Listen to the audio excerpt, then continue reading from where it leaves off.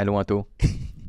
Comment ça va aujourd'hui? Ça va très bien, toi. Oui. En ce mois de janvier 2024. Premier podcast de l'année. Premier podcast 2024. C'est vrai? Comment était ton temps des fêtes? C'était bien, honnêtement. Je passais du temps avec ma famille. C'était cool, ça faisait longtemps. Ouais. 4-5 jours au chalet. J'ai un chalet dans le coin avec mes parents, dans le coin de la chute, Rivière-des-Outaouais. Mhm. Fait que c'était cool. Ouais, non, c'est important, je pense, de passer du temps avec ses proches. Là, surtout avec la pandémie. En tout cas, moi, j'ai vécu un Noël seul. Là. Fait que ça, c'était plate. Fait Non, que, c'est clair. Toi, qu'est-ce que t'as fait pendant le temps des fêtes? Moi, la famille, c'est pas tant important. Fait que OK. pas passer de temps que la famille fait en tout. Mais écoute, je me suis penché sur 2 beaux projets. J'ai décidé pour mon branding en 2024 de devenir quelqu'un de très sophistiqué.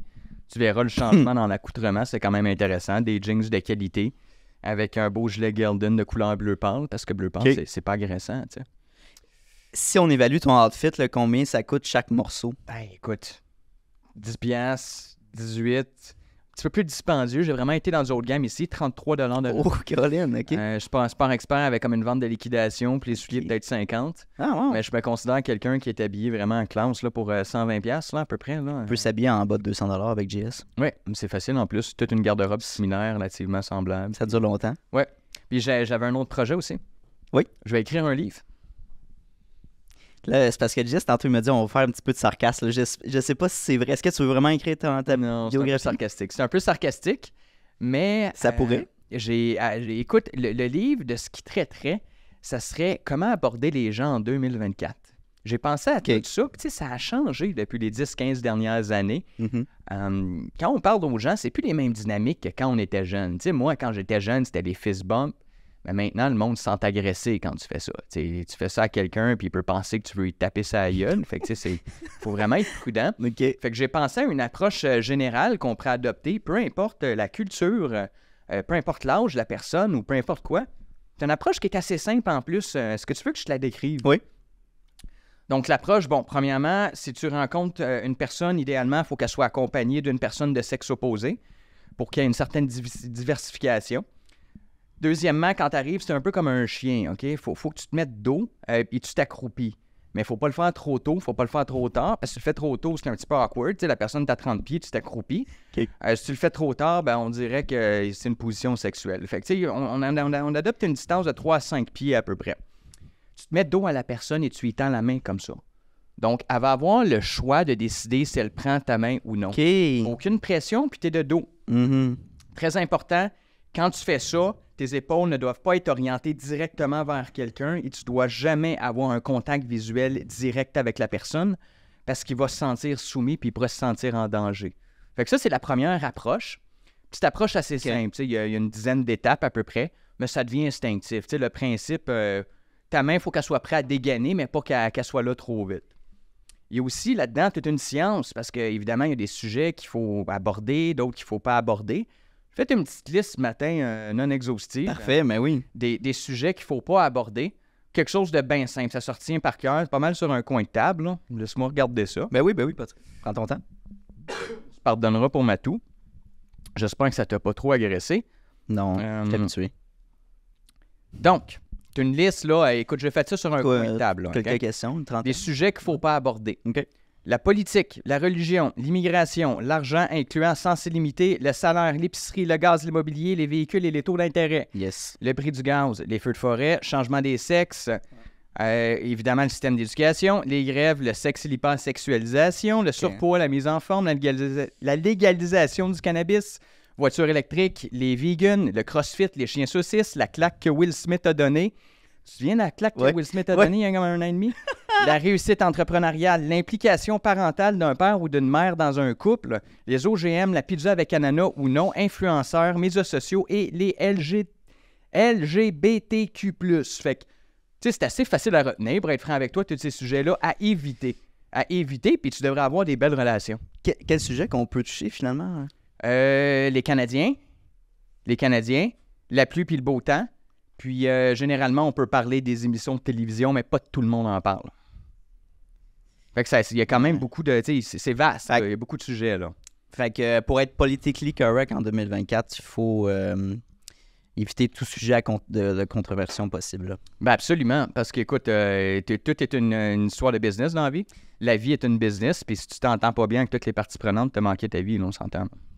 OK, fait que aujourd'hui. T'attendais pas à ça, hein? Non, c'était un bon début, c'était une belle intro. Fait Fait que tu commences en force 2024, j'aime bien ta nouvelle identité, mais je pense que tu as eu beaucoup de temps à perdre aussi pendant le temps des fêtes là, pour Absolument. avoir un brainstorm là-dessus. Absolument. Puis c'est pour Ok. ça, là, le livre est semi-sérieux, mais je pense qu'il y a vraiment des approches, là, il y a des approches que je pourrais Ok, adopter tu veux en parler au 2024. niveau de société, pas juste parce que ton background, ton expérience et tout ça, mais tu étais quand même encore relativement jeune. Là, fait que Ouais, c'est sûr que ouais, tu as beaucoup absolument. de.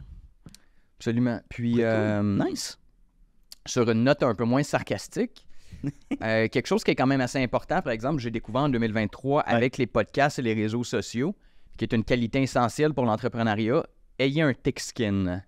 L'expression avoir un thick skin, c'est pas se laisser influencer parce que les autres Yes. disent ou parlent par rapport à vous. Non. Ça, je vous le dis, là, faire des podcasts, là, tu te places à nu devant le public. Mais c'est comme si, moi j'aime bien l'analyse dans le fond de la comparaison, comme si tu te mettais devant une foule de personnes ou sur un piédestal ou dans une conférence. Tu es tout seul, tu as une chaise, puis tu as un micro, puis tu parles à 200-300 000 personnes là, sur notre Exact. vidéo, là, 400 000. Donc, C'est l'anonymat. Ce qui est vraiment intéressant là-dedans, c'est que nous, quand on fait les vidéos, Ouais. on les fait en live. Tu sais, les coupeurs, quand tu es en live, écoute, tu peux t'en faire jouer dans tes mots. Des fois, tu peux penser, mettons, au chiffre 100, puis ça sort 90. Ouais. Toutes les erreurs qu'on fait dans la vie de tous les jours, quand on est avec une ou deux personnes qui n'est pas décelée, ben dis-toi qu'il y a 200, 300, peu importe combien de personnes qui voient ça. Et évidemment, c'est 15 minutes de contenu super intéressant, puis 0.8 secondes d'erreur, ben tu as tout le temps un petit fin finot qui va pointer vers le 0.8 pointiller. secondes. ouais, C'est surtout l'anonymat. L'anonymat sur TikTok puis Insta, là, moi, quand TikToker pour 12-18 m'insulte, au début, ça me faisait un peu quelque chose, mais après, je me suis dit, ben, regarde l'audience. Regarde c'est qui ton audience. C'est sûr, si Luc Poirier ou François Lambert vient m'écœurer personnellement, je vais le prendre beaucoup. Ça va dépendre de personnel. qui, exactement. Exact. C'est Mais ça. tu sais, le petit prépubère qui a 13 ans, puis que lui, son école était en grève, puis il était à moitié batté, qui m'insulte, ça me touche un peu moins. Fait que regardez votre audience. Ceux qui font des podcasts, ceux qui s'exposent sur les réseaux sociaux, regardez qui vous insulte. C'est vraiment intéressant parce que vous allez constater que la plupart du monde, ils ont littéralement pas de background dans ce qui vous insulte, dans le domaine 100%. très spécifique. Là, puis tu sais, j'ai eu cette discussion même là avec ma mère qui est courtière immobilière. Puis j'ai dit, écoute, ça serait cool que tu fasses du contenu en ligne, tu sais, parce que c'est la game en ce moment. Là, puis c'est ce que je fais pour mes clients. Tu sais, je pourrais t'aider pour faire ça. Mais j'ai dit, je vais mettre carte sur table sur toi. Là.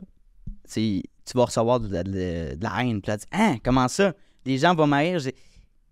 Peu importe ce que tu mets comme contenu, il y a un chialeux qui va mettre un commentaire de merde parce qu'il a vécu une journée de merde, puis il va aller chier son expérience sur toi. Vraiment, des fois, c'est même pas propre à ce que tu as dit, mais t'es tombé dans son free page, puis là, ben, il va te mettre des commentaires de haine, mais tu peux pas gérer ça. Puis je te lève mon chapeau. Le développement qu'on a eu de notre premier podcast quand tu venais filmer chez nous dans mon appart versus aujourd'hui au mois de janvier, je veux dire, c'est une autre personne complètement. Là, c'était vraiment plus froid, c'était plus malaisant, je dirais, le contenu. Puis c'est normal parce que c'était la première fois que tu faisais ça. Mais là, aujourd'hui, tu es complètement à l'aise. Puis je pense que tu as appris à aimer ça aussi, là, créer du contenu. Oui, absolument. Mais à t'ouvrir au monde, en fait. Surtout, je pense que tu m'as appris une certaine résistance parce que c'est une résistance qui se développe. Hein? Ça se fait pas du jour au lendemain. Une résistance à l'opinion publique. Puis peu importe le type de résistance que vous allez développer, si vous partez en business, vous devez être résilient. Ça, c'est un mot qui revient énormément si vous lisez des livres en entrepreneuriat, écoutez des podcasts, regardez des conférences. La résilience. Puis la résilience, c'est surtout d'encaisser puis de continuer. Si, exemple, hypothétiquement, tu es un entrepreneur, tu es un influenceur, peu importe quoi, puis la première fois que tu te fais traiter de clown, ça te déstabilise, tu pars en pleurer, tu es en position fétale en dessous du bureau, puis tu es en dépression, tu n'es pas à la bonne place. Fait que je te dirais, commence par développer ta résilience. Puis après, tu pourrais peut-être regarder pour te partir une business.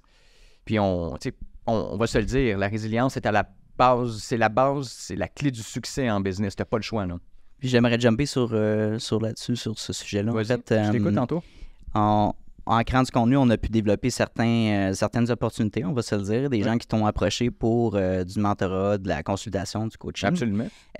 Puis tu m'as partagé que tu aimerais développer ça en 2024. Fait que voudrais-tu juste faire un petit 30-45 secondes sur pourquoi tu serais un bon consultant ou pourquoi on irait t'engager tout simplement? Bien, je vous dirais que le principal élément, c'est je suis capable de vous dire les erreurs que j'ai faites pour pas que vous allez les reproduire. Particulièrement dans le domaine des opérantes, OK? Tout ce qui est des entreprises de services. une entreprise en entretien ménager ou en immobilier, par exemple, j'en ai fait en motazine des erreurs, laissez-moi vous dire. Puis une des choses que j'ai aimées dans les dernières relations que j'ai faites, c'est que j'ai plusieurs mentorés qui sont devenus des fournisseurs exclusifs à Entretien CondoNet. Puis ça, il n'y a rien de plus gratifiant. T'aides quelqu'un à structurer son entreprise, à l'optimiser, à la rendre plus solide. Puis ensuite, quand ça fait 3-4 mois que la personne est solide, « Hey, viens me donner un petit coup de main. » Tout le monde est content. Lui, il se ramasse avec une bonne clientèle de mon côté. Moi, je me ramasse avec un bon service. J'ai développé plusieurs partenariats comme ça. Fait que c'est vraiment donnant-donnant. Puis au fond, la personne qui a payé XY $ de coaching le récupère sous forme de markup dans la relation d'affaires quelques mois plus tard, tu comprends? Fait que généralement, je te dirais que c'est principalement ça. Très cool. J'ai touché à énormément de choses aussi. Le monde pense qu'Entretien CondoNet, ça a été la première business que j'ai partie. Non, j'ai parti plusieurs business avant ça que ça n'a vraiment pas été fructifiant. Là. Fructifiant, peu importe. Fructifiant, je pense. Première business, écoutez, on retourne là, j'ai 18-19 ans. Ouais. Je décide de partir en empire. Je te dis, c'est pas du On n'en sarcasme. a pas parlé, en plus, je pense, de ça, de tes Non, premières... je pense que ça n'a jamais été courant. Non, vas-y. J'ai parti une business que c'était, grosso modo, je voulais accompagner du monde, par exemple, à l'aéroport, des trucs de même, tu sais. Je me sentais cool dans le temps. J'avais une Chrysler Sebring quasiment de l'année. Oh, wow. Elle était tout le temps clean. Fait que j'ai dit, hey, on va me partir une business de transport. Ça s'appelait TransX. Comme transport sport. X. Les noms, t'as de la misère, hein? Les noms man. d'entreprise. Fait que là, le monde, qu'est-ce qu'il disait? C'est transex, comme un Ben oui. transsexuel. Moi, j'ai 19 ans, man. Je comprends pas ça, là. Mais là, tu disais, ça sonne bien. Je mettais des annonces dans le temps. Dans le temps, c'était pas Facebook. Là, on retourne il y a 17 ans. C'était genre MySpace, des affaires de même. Ah oui, OK. Kijiji, puis en tout cas. Ouais, c'est vrai. Puis je recevais des drôles de réponses, man, sur mon... qui avaient des connotations sexuelles. Puis je comprenais pas pourquoi au début. Je disais, ben voyons, j'offre du transport, puis on m'offre des services un peu douteux. Fait que j'ai juste réalisé que le nom du branding avait une importance. Fait que faites attention au nom de l'entreprise. Ça n'a jamais été ma tasse de thé, mais ça, c'était vraiment le summum. Deuxième entreprise. Ça s'appelait Lebel JS Consultant. Bon, on manque un peu d'originalité, mais rien de trop dommageable au niveau du nom. En effet. Ça a pas... On a eu un bon client, puis ça n'a juste pas fonctionné. Parce que là, l'erreur que j'ai faite dans le temps, c'était de la consultation aussi, mais j'avais aucune expérience. J'étais parti from scratch. Là. Je sortais de l'armée, puis j'ai décidé de partir ça, mais aucune expérience en entreprise, optimisation, rien pantoute. Ça n'a juste jamais décollé. Après, ça a été Nemesis Service Conseil, qui était l'équivalent. Ça n'a pas décollé non plus, manquait d'expérience. Fait que je m'étais aventuré dans quelque chose que j'avais pas d'expérience. Puis ça, je pense que c'est une bonne première leçon qu'on peut acquérir en entrepreneuriat. Il n'y a rien de mauvais à travailler dans une business le temps de vous partir pour acquérir l'expérience. Tu n'es pas obligé en sortant là, avec ton DEP en gestion de commerce de te lancer en business. Là. Va apprendre les rudiments du métier. Essaye d'avoir de l'expérience. Ça, je l'ai abordé aussi dans le passé. Va dans une petite business, une PME, que tu vas pouvoir toucher à tous les volets un petit peu. Comptable, marketing, légal, vente, opération, etc. Parce que si tu t'en vas dans un énorme business puis tu fais juste travailler le markup, exemple, sur les nœuds du modèle KPM 50, ben, c'est trop spécifique. Fait qu'il n'y a rien de mal. Vous n'avez pas besoin de vous jeter d'un avion du jour au lendemain. Puis sans expérience. Prenez le temps d'en acquérir en entreprise. Qu'est-ce qui fait un bon coach versus un mauvais coach? Première des choses, je te dirais que c'est l'écoute. Tout le monde a des personnalités spécifiques, mon gars. Puis ça, c'est comme les enfants. Si vous êtes un parent, il y a une formule qui peut fonctionner avec l'enfant, l'aîné, puis la formule qui ne fonctionnera pas avec le deuxième enfant. On ne sait pas pourquoi, mais c'est comme ça. Fait qu'il faut être capable de bien écouter la personne puis adapter ses services, puis surtout le canal de communication.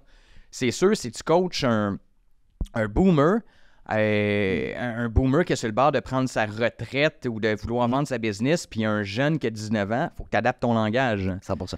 C'est une question d'écoute puis d'adaptation, entre guillemets. Le coaching, c'est comme, peu importe dans quel sport, le client, en fait, c'est le produit, entre guillemets. Il faut que tu t'adaptes au produit. Fait qu'il y a vraiment une capacité d'adaptation que le coach doit avoir. C'est comme dans toutes les disciplines, c'est pas un one fit all. Moi, je crois pas à ça du tout, un one fit all. Tu dois t'adapter selon la personnalité. Autant que je suis, par exemple, un praticien je suggère de faire l'administration très tôt le matin. Si la personne a tout le temps travaillé de nuit depuis 35 ans, puis elle a développé un beat de nuit, je n'y imposerai pas de se lever à 3 heures le matin quand, normalement, c'est à l'heure qu'elle a fini de travailler, tu comprends? Fait que c'est être capable de s'adapter. T'as-tu un persona ou un type de clientèle que tu aimerais vraiment beaucoup plus travailler avec? Oui. Je te dirais principalement, mon persona, ça serait homme ou femme, ou toutes les autres orientations et types de sexe qu'il y a présentement là, qui m'échappent, entre, disons, 30 et 45 ans qui sont parents. Parce que ça, c'est vraiment une game qui est différente. Être entrepreneur en début vingtaine, être entrepreneur quand t'es parent, c'est vraiment différent. Et je te dirais que le côté parental de la chose, être capable de jumeler le côté parental et entrepreneurial, je pense que ça a été ma plus belle réussite. Parce que ça demande, il faut vraiment savoir bien jongler quand on jumelle les deux. La petite a un cours de karaté, mais j'ai une obligation aussi, moi, avec tel client, comment je fais, quelle est la priorité, blablabla. Parce que fait que c'est vraiment mon type de persona, c'est vous êtes père, mère de famille, un enfant à tous âges, OK, honnêtement, de 0 à 18 ans, puis vous voulez vous partir en business, c'est pas du tout la même game. Puis je suis là pour vous, j'ai passé par là, je suis là présentement, je développe des outils, puis toute ma compétence entrepreneuriale, aussi ridicule que ça puisse paraître, est testée sur mes enfants.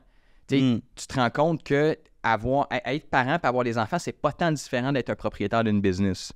Fait qu'il y a plein de parallèles qui se font qui sont super faciles à assimiler. Mais c'est le fun parce que les gens qui écoutent en ce moment le long form, ils vont pouvoir se sentir identifiés puis peut-être qu'ils seraient intéressés justement là, à contacter JS directement. On va faire comme un petit roleplay ensemble. On va sortir le divan là, avec les boules rouges. Oui. On va tamiser les lumières. Vas-y. Petit roleplay. Oui.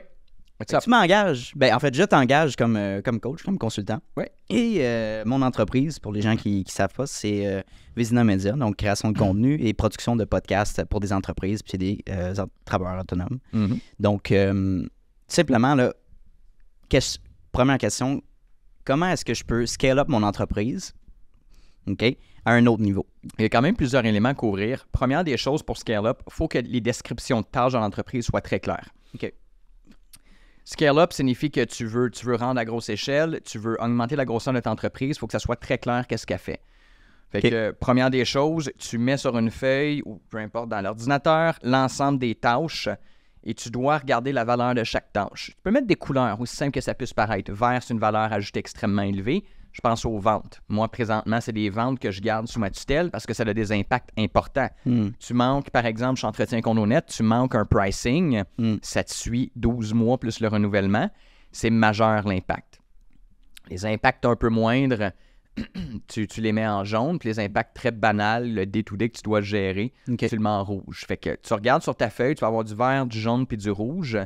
Qu'est-ce qui est vert, tu essaies de le garder le plus longtemps possible parce que ça a un impact majeur sur ton entreprise, la valeur ajoutée. Qu'est-ce qui est jaune et rouge? Le rouge, si tu es capable de le déléguer immédiatement, tu le fais. Hypothétiquement, du rouge, scanner de la documentation puis le mettre sur Dropbox. Hypothétiquement, remplir des documents qui sont très faciles à remplir. Point de vue RH, par exemple, le rouge serait remplir une fiche d'employé. Écoute, c'est des check in the box. Tu dois avoir le nom, prénom, date de naissance, etc. Tout le monde peut le faire. C'est une question de compétence. Le jaune, ça serait des tâches à la valeur un petit peu plus ajoutée. Par exemple, le recrutement. Le recrutement, ça, c'est un petit peu plus à valeur ajoutée. C'est pas n'importe qui peut faire ça. D'un autre côté, tu n'as pas besoin de quelqu'un nécessairement qui a un PhD, tout dépendamment sous réserve du poste. Ouais. C'est quoi le poste? Mais ça a une certaine valeur. On s'entend que si tu engages tout le temps les mauvaises personnes, ça va avoir un impact sur l'entreprise. Si tu engages une mauvaise personne, tu as quand même 3 mois pour t'en départir. Fait que l'impact est moindre et est amoindri. Puis le vert, comme les exemples que je donnais. Fait que première étape, mettez toutes vos tâches. Regardez qu'est-ce que vous pouvez scinder. Dans le vert dans le jaune et le rouge, regardez la personne, regardez sur le marché comment cette personne-là est payée. Est-ce qu'hypothétiquement, la personne qui fait votre administration est 22-23 $ de l'heure? Prends le temps d'aller regarder sur les réseaux sociaux, sur Internet. Personne jaune, comment qu'elle vaut? Question fondamentale, est-ce que j'engage ou j'impartis pour les services? Ça, c'est le stick de game aussi. Les RH, est-ce que c'est plus simple pour moi d'aller en recrutement? Comment ça coûterait? Comment ça coûterait recruter quelqu'un? 500$ par tête, 1000$, 2005, tout dépendamment de l'expérience du type de métier. Tandis que, comment de temps que ça prendrait pour quelqu'un à l'interne de le faire?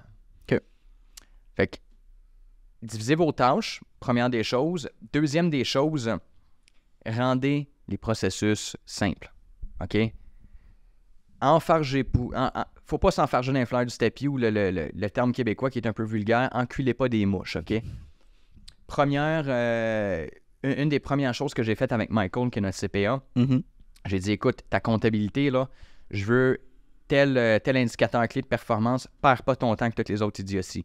J'ai pas besoin pour l'instant d'avoir, exemple, un état des flux de trésorerie et tout ça. Pas à ce stade-ci. Dans tes postes de dépenses, tout ce qui entre en entretien ménager, fais juste les sacrer dans un poste pour l'instant, à la place de faire 8 chartes de compte. Rends les choses simples, man. Faut vraiment que ça soit simple, OK, le processus quand ça part au début. Si tu pars une business puis c'est déjà hyper complexe puis tu es tout seul, personne ne va être capable de l'assimiler. 100%. Je te dirais que ce serait les principales étapes au début. Scinde des activités. Ensuite, rends ça simple. Puis au fur et à mesure que tu grossis, vas-y prudemment. L'hypercroissance, autant que ça peut être super, c'est très dangereux. Contrôlez votre croissance. Mais c'est ça, faire un jump là, par rapport à la croissance, tout simplement. À quel moment, moi, en ce moment, je suis un one-man show, à quel moment est-ce que je devrais me dire, ouais, je vais aller me chercher un employé? Quand tu n'as plus de temps. OK. Parce que même hypothétiquement, tu dois faire des semaines d'à peu près 60 heures, 70, on va chiffrer ça à 60. Okay? Ouais, j'ai pas calculé, mais... Tu fais 60 heures par semaine. Même si tu te libères 40 heures par semaine, mais tu es chez vous en boxer à écouter Netflix, tu n'as pas de valeur ajoutée pour ton entreprise. C'est bien chill que tu aies plus de temps perso. Le problème va venir quand tu vas te ramasser avec un backlog, pardon l'anglicisme, c'est un surplus de tâches qui crée un retard. Là, c'est le heads-up. Quand tu commences à avoir des retards dans la production de documents ou des temps de... les timings que tu donnes à tes clients, là, c'est le temps d'engager. Fait que généralement, c'est quand tu es loadé. Aussi ridicule que ça puisse paraître. Quand tu commences à être surchargé, commence à penser à engager. Mais est-ce que c'est mieux de tirer le plaster tout de suite, disons, de prendre un risque d'engager, même si à court terme, disons, au niveau cash flow, c'est rushant, ou vraiment de s'assurer qu'on a de l'argent de backé, puis là, que je suis capable de payer, mettons, mon employé pendant plusieurs mois? Ça, tu vois, il y a deux écoles de pensée. De mon côté, lorsque j'ai parti en entretien CondoNet, les 2-3 premières années, moi, c'est durant le COVID que j'ai quitté mon métier à temps plein. J'étais responsable en location, leasing manager pour l'industriel. Fait que j'avais ma job à temps plein, mais ma job à temps plein me permettait de générer suffisamment d'argent pour payer la masse salariale du monde qui y travaillait. Tu comprends? Ouais. Fait que je pouvais payer, exemple, le monde qui faisait l'entretien ménager, le ménage dans les unités, dans les aires communes, peu importe. Fait que la première école de pensée, c'est tu peux avoir une job à temps plein qui permet de fournir le cash flow nécessaire pour que ta business puisse croître. La deuxième, c'est un peu plus agressif, c'est je saute, puis je travaille moi-même, je fais toutes les heures. J'aurais fait, mettons, l'entretien ménager sur place. C'est ça. La comptabilité, etc. Je te dirais que quelqu'un qui a une approche un peu plus sécuritaire, un peu moins risquée, moi, je préfère puis je pense que ça a été un bon move, j'ai préféré rester à temps plein le temps d'avoir une structure solide. Mais à un moment donné, j'ai rencontré le fameux seuil que je te parlais tantôt. Je disais, là, ça fonctionne plus, ma job à temps plein, puis 30-40 heures sur ma job. Puis il a fallu que je coupe à partir de là. Là. Ça fonctionnait juste plus. Fait que là, c'est vraiment là que ça s'est scindé. Fait que je te dirais, ça dépend. Si tu as besoin de ton revenu d'entreprise pour vivre, essaye de postponer le plus possible quelqu'un pour engager. Mais si tu as un revenu qui est très accommodant de side, ta business est à temps partiel au début, garde ta job le plus longtemps possible. Je suis content parce que dernièrement, là, je commence à être plus stable financièrement, c'est le fun. Je remonte la pente. Dans la dernière année, c'était vraiment avec le nouveau sous les nouvelles réinvestissements dans le sous avec l'équipement et tout ça. C'est plus difficile, mais là, en 2024, ça commence vraiment bien. Puis je commence à pouvoir mettre de l'argent de côté, ce qui a été un challenge. Là, mais c'est sûr. Là, c'est possible, c'est le fun. Fait que là, je stabilise. Puis je pense que c'est de structurer mon entreprise. Puis, on pourrait parler aussi, là, j'ai d'autres questions un petit peu plus tard, plus détaillées au niveau d'automatisation. Mais au niveau légal, financier, une Inc., à quel point ça peut être avantageux pour moi? Je te dirais, la Inc., le principal avantage que ça a, c'est que c'est une sorte de report, si tu veux, fiscal. Là. Je m'explique. Là. Okay. Si tu es le genre de personne qui a un rythme de vie qui est plus raisonnable, l'argent que tu génères dans ta Inc., tu peux la laisser dans ta Inc. et pas te la sortir en tant que salaire. Okay. Ça, c'est la première des choses. Fait que c'est de l'argent qui va dormir dans la Inc. Tant que tu le sors pas sous forme de salaire puis tu réinjectes, il n'y a pas de problème. Question de crédibilité aussi. Moi, c'est sûr... Quelqu'un qui est incorporé versus quelqu'un qui ne l'est pas, c'est une coche de crédibilité de plus, une incorporée ou une SEC. Tu voudrais aller faire affaire avec des potentiels clients? Oui, tu sais, il n'y a aucun gestionnaire qui m'aurait signé si j'étais une compagnie enregistrée, là, ou du moins beaucoup moins. Il y a la protection juridique. Ça, tout dépendamment du type de compagnie que tu es, si tu fais des fusées, je te conseille de t'incorporer. Tu Si tu fais, exemple, de la mécanique, où est-ce qu'il y a quand même un risque de poursuite, si, mettons, tu manques une réparation, incorpore-toi. Il y a ce qu'on appelle le concept du voile juridique. Tu as une compagnie, si tu as une compagnie, mettons, tu as Anthony qui est ici, tu as Vizina Media, puis tu as le client, OK? Puis il y a un risque de ton côté. Ça se peut amener que quelqu'un décide de t'actionner pour, whatever, atteinte à la vie privée. Je sais pas, mais n'importe quelle niaiserie qui existe.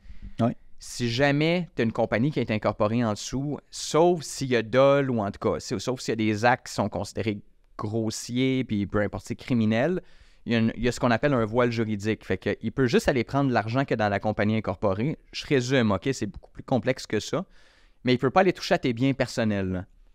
Fait que la stratégie, souvent, qu'est-ce que les gens en affaires font, puis c'est souvent ça en construction. Vous avez entendu en construction, le promoteur a fait un projet de flop, mais on ne peut rien aller récupérer. C'est une coquille vide. Vous avez sûrement déjà entendu ça. Fait faillite, puis il n'y a plus de contact. Les liquidités ont été transférées dans d'autres compagnies, c'est plus touchable. Des coquilles vides, tout le monde a déjà entendu cette expression-là. Ouais. Typiquement en business, là, quand tu veux bien te structurer, puis partez-vous comme il faut au début. Prenez la peine d'aller voir un avocat par un fiscaliste, c'est important. C'est les assises, c'est la fondation de votre business. Tu as quelqu'un qui était un particulier qui est ici, ou une fiducie, si tu es un peu plus avancé. Tu as ce qu'on appelle une holding. Okay? Une compagnie, une holding, grosso modo, une holding possède d'autres compagnies, mais il n'y a rien à part des liquidités puis deux, trois placements dedans. Tu as, Anthony, une holding, hypothétiquement Vizina Media, et tu as finalement ton client en dessous. Fait que tout l'argent que Vizina Media va générer, tu la transfères dans ton holding. Tu te souviens, tantôt, je te parlais de la voile du voile juridique. Puis, il y a aussi, là, point de vue fiscal, qu'est-ce qui peut être avantageux, c'est que, mettons que ta holding a de l'immobilier ou que tu as une autre compagnie qui a de l'immobilier puis un lien, ben tu prends l'argent de Vizina Media puis tu peux acheter de l'immobilier. Puis ce que ça fait, c'est que tu fais des dividendes interco puis il n'y a pas de... Mettons que ton client te donne 1000$, bon, tu as l'imposition sur le 1000$, mais ce qui va te rester du 1000$ peut t'acheter de l'immobilier tout de suite avec. Fait que c'est souvent ça, tu remarqueras, le monde qui ont de l'immobilier ont pas juste de l'immobilier. Ils ont des compagnies on decide, ils ont des opérantes qu'on appelle. C'est ça le secret, c'est que tout l'argent que ton opérante va faire, shoot ça dans des placements. Immobilier, bourse, genre pas crypto, prêt privé, blablabla.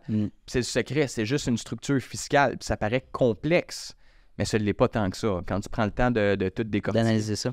C'est vraiment quelque chose qui est simple. Là. Est-ce que c'est est-ce que c'est vrai ou c'est faux, en fait, qu'il faut atteindre le 100 000$ par année pour avoir considéré une Inc., du moins? C'est faux. C'est une généralité, c'est une règle de pouce par rapport au taux d'imposition marginal.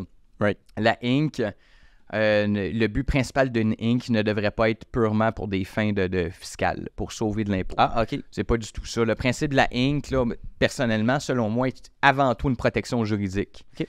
Avant tout une protection juridique, côté crédibilité aussi. Ouais. Côté fiscal, bon, l'ARC et Revenu Québec sont quand même pas des épais.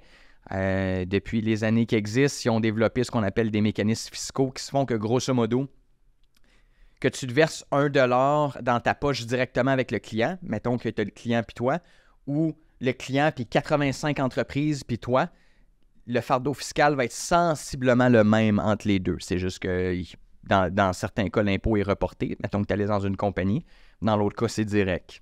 Fait que point de vue fiscal, ça devrait jamais être le seul paramètre que vous utilisez. C'est vraiment la protection juridique. Là. Right. Okay, et je ne suis pas avocat, soit dit en passant. Hein. Je ne suis pas un conseiller juridique. Tu parles d'expérience. Oui, c'est ça. C'est basé sur de l'expérience, mais informez-vous auprès de votre aviseur technique, votre avocat. Puis c'est vraiment du cas, par contre. Là. Et moi, en ce moment, je suis locataire. J'ai mon appartement. Est-ce que ça serait avantageux que j'investisse justement en immobilier? Mettons que je vais acheter un local commercial pour mon podcast puis filmer des podcasts. Bon, puis ça serait mon bureau de travail aussi. Est-ce que ça serait avantageux d'être propriétaire de ce bâtiment-là ou plus encore de louer un autre studio puis de rester locataire chez moi puis vice-versa? Qu'est-ce qui serait...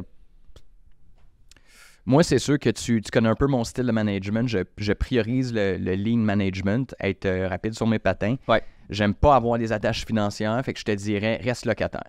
Okay. Idéalement, quand tu as un bail avec, exemple, possibilité de quitter avec 1 ou 2 mois de préavis, c'est merveilleux. Si tu décides, par exemple, de vendre ta business, si tu as des problèmes financiers ou peu importe quoi, si tu trouves un meilleur deal ailleurs, tu n'as pas d'attache. C'est cas par contre. Si tu es rendu une entreprise de 500 employés puis c'est difficile pour toi de louer parce que tu es trop gros, Puis ça te coûte un bras par mois par rapport à de la flexibilité. Ce serait peut-être mieux que tu achètes ton usine ou ton local aussi. Right. Que je te dirais, règle de pouce, en démarrage, soyez le plus rapide possible, le plus mobile, le moins fixe. Louez les endroits. Il n'y a rien de mauvais à louer, que ce soit un véhicule ou un local. C'est la maudite croyance, j'ai manqué de dire le mot, là, la maudite croyance populaire qu'être propriétaire, c'est mieux financièrement parlant. Là. C'est une niaiserie. Autant, là, tu parles business ou personnel? Tout. Les deux? Tout. Okay, parfait. Tout.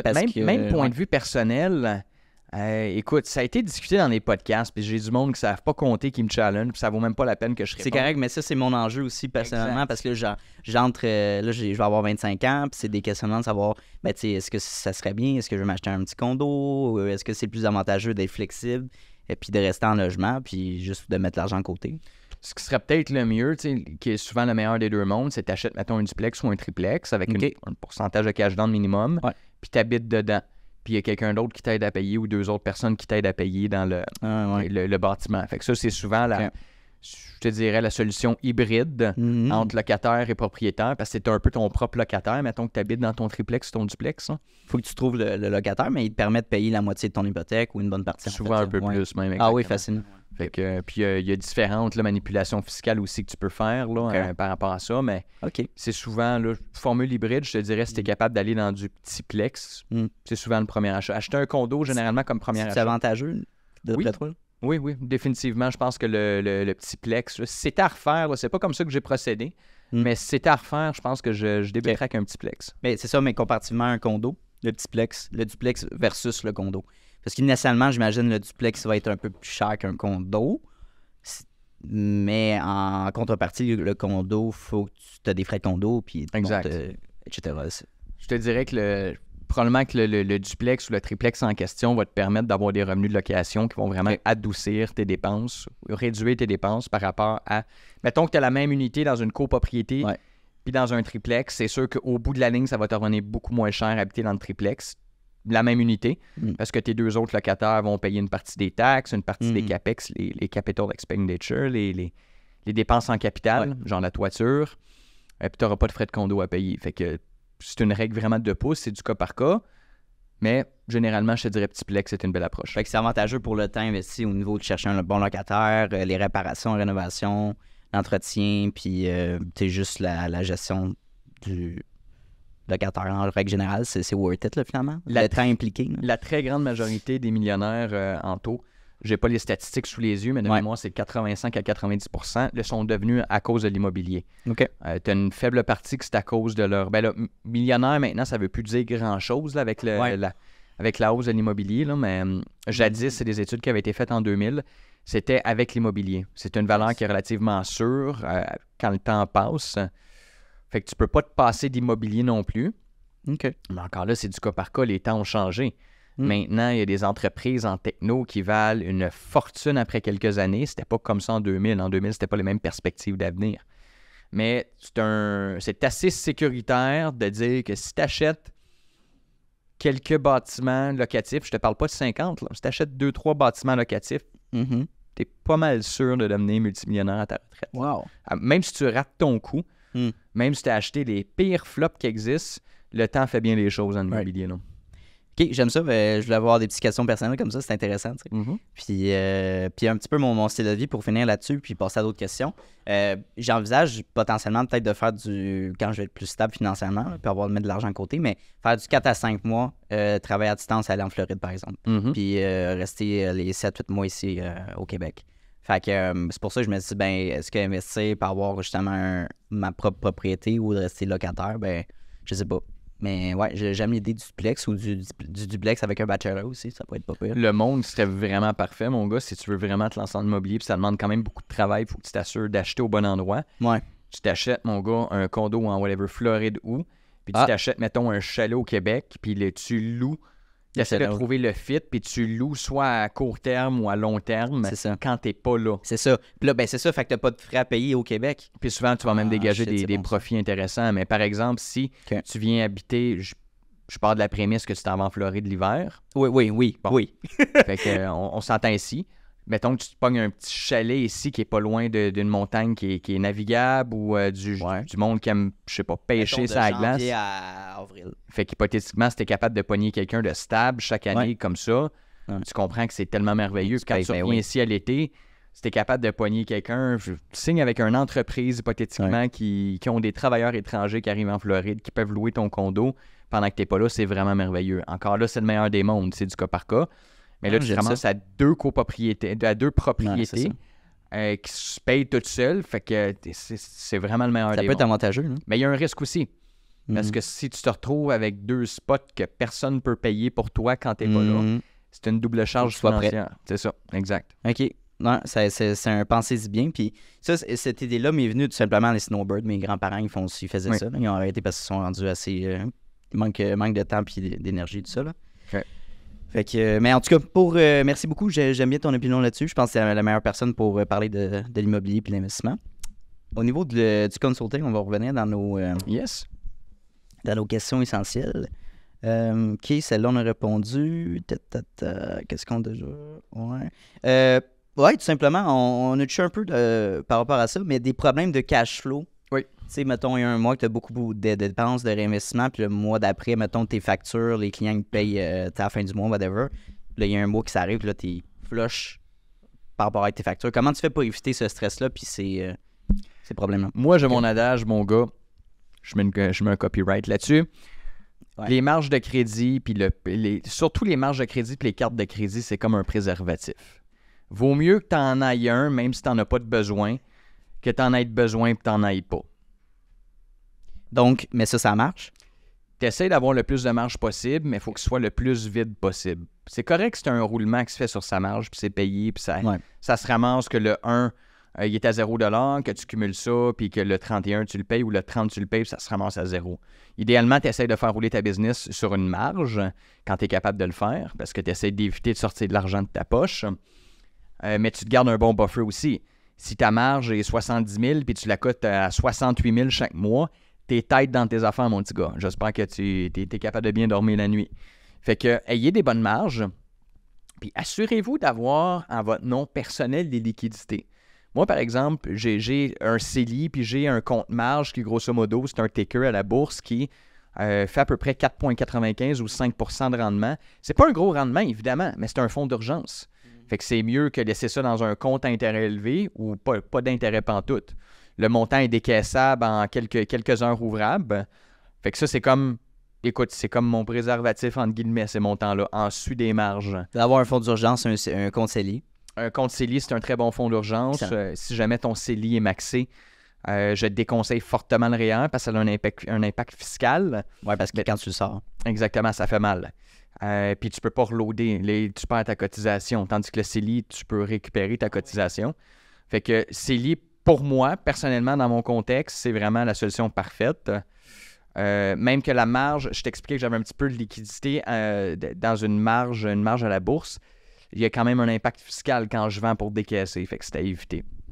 Fait que bonne marge de crédit au nom de votre compagnie. Et idéalement des liquidités facilement accessibles qui génèrent quand même un certain rendement à votre nom personnel. La ligne est mince parce qu'évidemment, quand tu as un produit financier qui est flexible, généralement le rendement ne sera pas élevé. Quand tu as un rendement qui est élevé, le produit ne sera pas flexible. Merci. Est-ce que c'est préférable que j'épargne mon argent puis que j'investisse directement dans mon entreprise avec mon compte chèque, tout simplement, par exemple, ou d'aller chercher un prêt? C'est sûr que dans le meilleur des mondes, tu essaies de ne pas poter ton cash dans un projet. Essaye d'expliquer ça au banquier. Tu vas voir le banquier, tu l'apportes au resto, au Tim Hortons, parce que c'est là que Tu vas mettre des banquiers au Tim Hortons? J'ai apporté mon premier banquier au Tim Hortons. Finalement, ça a eu vraiment un beau... ça a bien été. C'était un banquier de la BMO, puis il m'a dit, nice. Je sais, parce que tu m'apportes ici que tu n'es pas un dépenseux. Ouais, tu l'as pas mis dans un restaurant. J'ai été bien courtois, j'ai dit, hey, qu'est-ce que tu aurais pu choisir Starbucks, c'est facile. Hein? Ça aurait pu aussi, mais le principe est que je ne l'ai pas apporté dans un restaurant qui coûte 300 quelques piastres. En effet. Fait que tu regardes, tu essaies idéalement de moins poter l'argent possible de ta poche, mais la réalité avec les institutions financières, ça démontre pas vraiment un sérieux, puis ça démontre pas. C'est dur d'établir un lien de confiance quand la banque shoot des liquidités dans un projet, puis toi, t'en mets pas. OK. Fait que dans un monde parfait, t'en mets pas, tu passes sur une marge de crédit. Vraiment parfait, monde de licorne, quasi impossible. Le vrai monde va faire que les premières... avant d'avoir des prêts et des marges accordées, va faire que tu potes. Va faire que tu aies du véhicule dans ton entreprise, un historique. Oui, c'est ça, j'avais une question que j'ai oubliée. Par rapport au taux d'intérêt d'une carte de crédit versus une marge de crédit, la marge de crédit est plus petite, je me trompe pas? Grosso modo. La moitié quasiment? À peu près. Là. Si je regarde présentement, ça fait un petit bout de temps que je n'ai pas regardé ça, mais la carte de crédit tourne autour de 19 à 23-24 %. Marge de crédit, présentement, doit tourner autour de 8,5-9 à 12 % à peu près. Okay. À peu près la moitié, give or take. Puis, parce que la banque, elle me propose, ça fait genre 4-5 mois qu'ils veulent essayer de me vendre une marge, là, finalement, de comme 25 000 à 9 % d'intérêt, mais... C'est quand même bien. Est-ce que ça vaut la peine de Moi, juste l'avoir? Je la prendrais. Oui. Okay. Je la prendrais, quitte à ce qu'elle ne soit pas utilisée. Au moins, tu l'as, mais pas obligé d'utiliser. OK. Exact. Merci beaucoup. Thanks. Nice, la Inc. qu'on a répondu. Ah oui. Bon, ça, c'est une question que les gens vont se poser probablement. Tout le monde a une voiture. Je peux-tu être sarcastique? Oui. Parfait. OK. Ben, je pense que c'est quelle question que je veux te chiller. Bon, moi, j'ai une nouvelle voiture. J'ai une voiture usagée 2012, une Hyundai Santa Fe. Puis ça va faire 4 mois que je l'ai. Est-ce que je devrais la mettre au nom de mon entreprise, tout simplement? Ma réponse va se résumer en 2 mots. Ma réponse courte, c'est quoi? C'est quoi? Ça va être quoi la réponse? Oui. Ça dépend. Ah ouais. T'sais, chaque fois que tu as une question intelligente dans la vie, c'est surtout un consultant, ils vont dire « Ah, ça dépend ». C'est qu'il faut analyser. OK? Yeah. Ce qu'il faut comprendre, bon, on va sortir de l'histoire du plaqué F parce que le plaqué F, ça veut rien dire. OK? Ouais, mais c'est une belle plaque. Oui, c'est une belle plaque, il y a une certaine crédibilité, mais on va juste partir de la prémisse que tu as 2 options. Ton véhicule est acheté par ta compagnie ou il est acheté à ton nom personnel et utilisé par la compagnie. On va expliquer les règles. Il est acheté par la compagnie, le millage que tu fais à des fins d'affaires, aller rencontrer tes clients, porter des produits, aller, luncher avec des employés. Le kilométrage que tu fais à des fins d'affaires va être payé par ton compte de compagnie. Tu comprends jusque-là? Tu prends le char la fin de semaine pour aller aux danseuses. OK? Parce que je sais bien que tu es un gars de même, Anto. Ouais, je danseuse la fin de semaine. Ouais. Le kilométrage que tu vas faire durant ce temps-là n'est pas déductible. Puis ça va devenir un avantage imposable, ce qui fait mal. Là, c'est les taux actuels. J'ai un petit blanc en 2024 et il me semble que j'ai lu que c'est 64 sous le kilomètre. Pas déductible parce que c'est pas une dépense d'affaires. Non, exact, parce que ta compagnie paye, mais c'est pour des fins personnelles. Fait que ce que l'ARC et Revenu Québec disent, c'est « Hey, petit gars, ça fonctionne pas. Cet argent-là, tu en bénéficies personnellement. » Fait que 64 sous le kilomètre, ça peut aller vite en saperlipopette. Si tu vas au chalet chaque fin de semaine, là, tu vas voir que 100 km aller, 100 km à revenir à 64 sous, 64 pièces aller, 128 pièces par fin de semaine. Puis à la fin d'année, ça commence à faire mal. OK? Fait que vraiment ça. Tu achètes ton véhicule dans ta compagnie. Ouais. Kilométrage fin d'affaires, pas de problème. Ta compagnie le paye. Kilométrage à des fins personnelles, ça devient un avantage imposable. Ça, évidemment, dans tous les cas, il faut que tu fasses un registre de kilométrage. Maintenant, il y a des belles applications. Là. Nous, on utilise Mile IQ, comme mile, un mille au singulier. I comme I, Q comme la lettre Q. Merveilleux. À chaque fois que je me déplace, ça check automatiquement. Puis après, je swipe à gauche, je swipe à droite, affaires.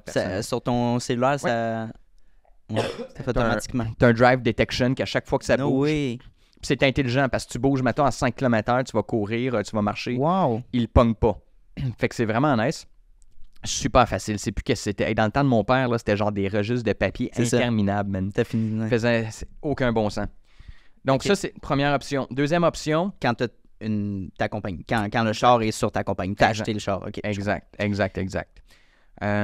Compagnie enregistrée ou incorporée, ça n'a pas d'impact. Là, tu veux dire compagnie enregistrée, c'est comme entreprise personnelle? OK, je comprends. Aucun impact. Tu es capable de bien le séparer dans des comptes différents, idéalement. Donc, deuxième option, c'est l'option que je fais moi. J'ai des véhicules à mon nom personnel que mes employés utilisent, que j'utilise aussi. Bon, il y a certaines limitations au niveau fiscal, mais grosso modo, mon véhicule que je possède à mon nom personnel, que Jean-Sébastien Labelle a payé, aujourd'hui, quand je suis venu pour le podcast, je vais pouvoir réclamer 64 sous sur le premier 5000 km. Ouais, question plus générale, là, mais disons que je veux vraiment exploser mes revenus là, cette année, puis c'est le fait. je vais aller chercher beaucoup plus de clients. Ça serait quoi la meilleure comme stratégie ou technique que je pourrais faire concrètement pour aller chercher de nouveaux clients? Je pense que ça y va en 2 morceaux. Elon Musk est très, il est très partisan là-dessus. C'est d'essayer via un branding personnel, un petit peu comme on essaye de faire. Je viens de le faire, là, j'ai commencé. Tout le monde parle d'Elon Musk, un peu moins de Tesla, un peu moins de SpaceX. Y aller via un branding personnel, c'est de plus en plus en vogue aussi sur les réseaux sociaux. C'est de plus en plus déjà difficile de se démarquer là-dessus par rapport à il y a 2-3 ans. C'est vrai.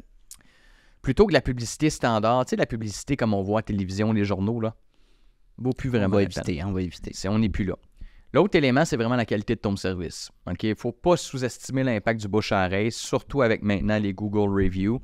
L'information, c'est de la dynamite maintenant. Si tu fais un bon coup, ça va se savoir le lendemain. Si tu fais aussi un mauvais coup, ça va se savoir le lendemain. Malheureusement, souvent, la mauvaise information, les mauvaises nouvelles véhiculent beaucoup plus vite que les bonnes. Okay. Fait que qualité de ton service, branding. Je serais vraiment là-dessus. Là. J'aimerais ça. J'aime ça. Ouais, ben c'est ça, c'est le fun que tu en parles parce que là, ça va faire un mois, là, j'ai vraiment créé des pages de réseaux sociaux distinctes de mon podcast. Ouais. Avant, je mélangeais, puis c'est vrai, là, j'aimerais ça avec des clients justement qu'on travaille ensemble, puis ils disaient, écoute, il faut vraiment que tu sépares ça, que tu fasses des capsules one-on-one, puis que tu parles vraiment plus de tes services ou de ton mindset ou d'entrepreneuriat en général. Comme tu fais pour tes clients, mais tu fais pour toi. Mais oui, en effet. Ça, tu vois, c'est ça que tu m'avais suggéré. On a eu un meeting il n'y a pas longtemps, moi puis Anto, puis il m'a dit, il faudrait peut-être que tu y ailles plus branding personnel. Puis j'ai dit, Christy, t'as pas tant, parce que, tu sais, ECN, c'est 5% de mon chiffre d'affaires, peut-être. Ouais. C'est une pinotte. Tu sais, j'ai un paquet d'autres compagnies, prêts privés, 100%. Immobilier, maison de chambre, gros holding, gros multilogement, mais le monde ne sont pas au courant parce que j'en parle pas. Fait que, tu sais, c'est sûr que le monde pense que CN, je suis ECN à 100%, mais c'est pas le cas.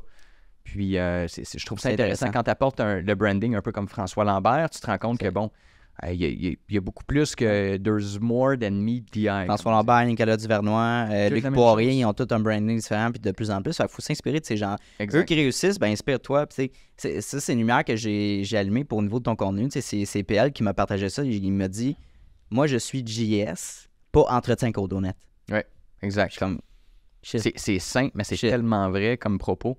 Puis PL, pour votre information, PL Métis est un gars de branding. Fait que lui, il connaît très bien la nuance entre une personne, un caractère d'entreprise, un visage qu'on met et l'entité juridique. Ouais. Évidemment, il y a une corrélation qui est quasi directe. Le fondateur, généralement, les valeurs d'entreprise ne sont pas très loin des valeurs du fondateur. Mais j'avais une question par rapport à ton opinion là-dessus, puis tu es quelqu'un d'assez confiant, puis devant la caméra. Est-ce que tu dirais que c'est la game maintenant, il faut se mettre de l'avant? Tous les entrepreneurs devraient se mettre de l'avant sur les réseaux sociaux? Tu comprends ce que je veux dire? Tout le monde devrait avoir une brand personnelle? Je suis pas sûr tout. OK. Parce qu'il faut quand même une certaine aisance devant la caméra. Puis c'était un questionnement que j'ai eu au début quand on a commencé à faire des podcasts, mais c'est sûr, si t'es quelqu'un qui est hyper introverti, dépendamment des domaines aussi. Mettons que, hypothétiquement, tu travailles pour les Forces canadiennes, puis tu fais une pièce très spécifique de son équipement, puis c'est un monopole. Tu fais, je sais pas, les flares des Forces canadiennes. Ils s'en foutent. Tu génères un revenu astronomique, tu as une certaine dépendance à un unique client. Là. C'est un autre risque. C'est vrai. Mais tu n'as pas besoin d'aller sur les réseaux sociaux.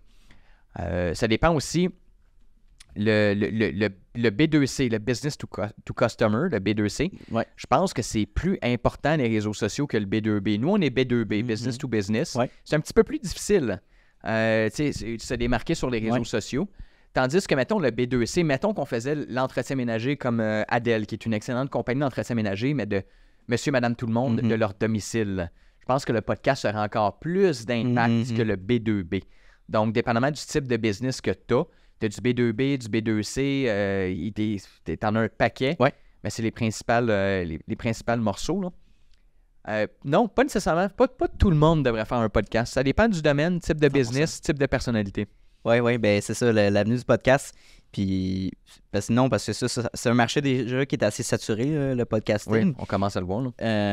Mais le format d'entrevue va rester. Le format de la création de contenu va rester. C'est une manière de créer du contenu qui est beaucoup plus efficace, qui est intuitif, qui est naturel. Mais pourquoi créer une autre entité de podcast? Parce qu'il faut le faire quand il n'y a pas de nécessité. Là. Mettons, je te donne un exemple. Il y a 10 podcasts d'entrepreneuriat au Québec. Puis on passe les mêmes 100 invités dans chacun.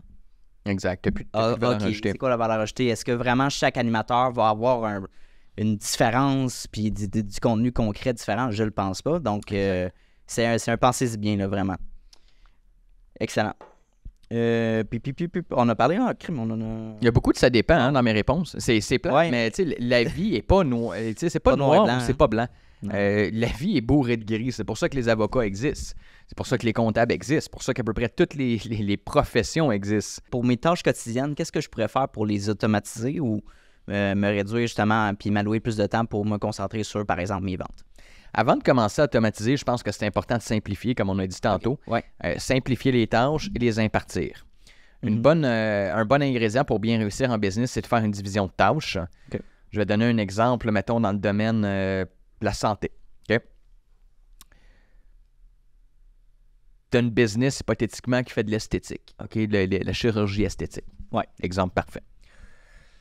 La personne qui va être en avant va être une adjointe administrative. Tu vas avoir quelqu'un d'autre à côté qui va être une infirmière, puis tu vas avoir le chirurgien. OK? Mettons qu'on demoiselle ou un monsieur décide d'avoir une implantation de ma mère.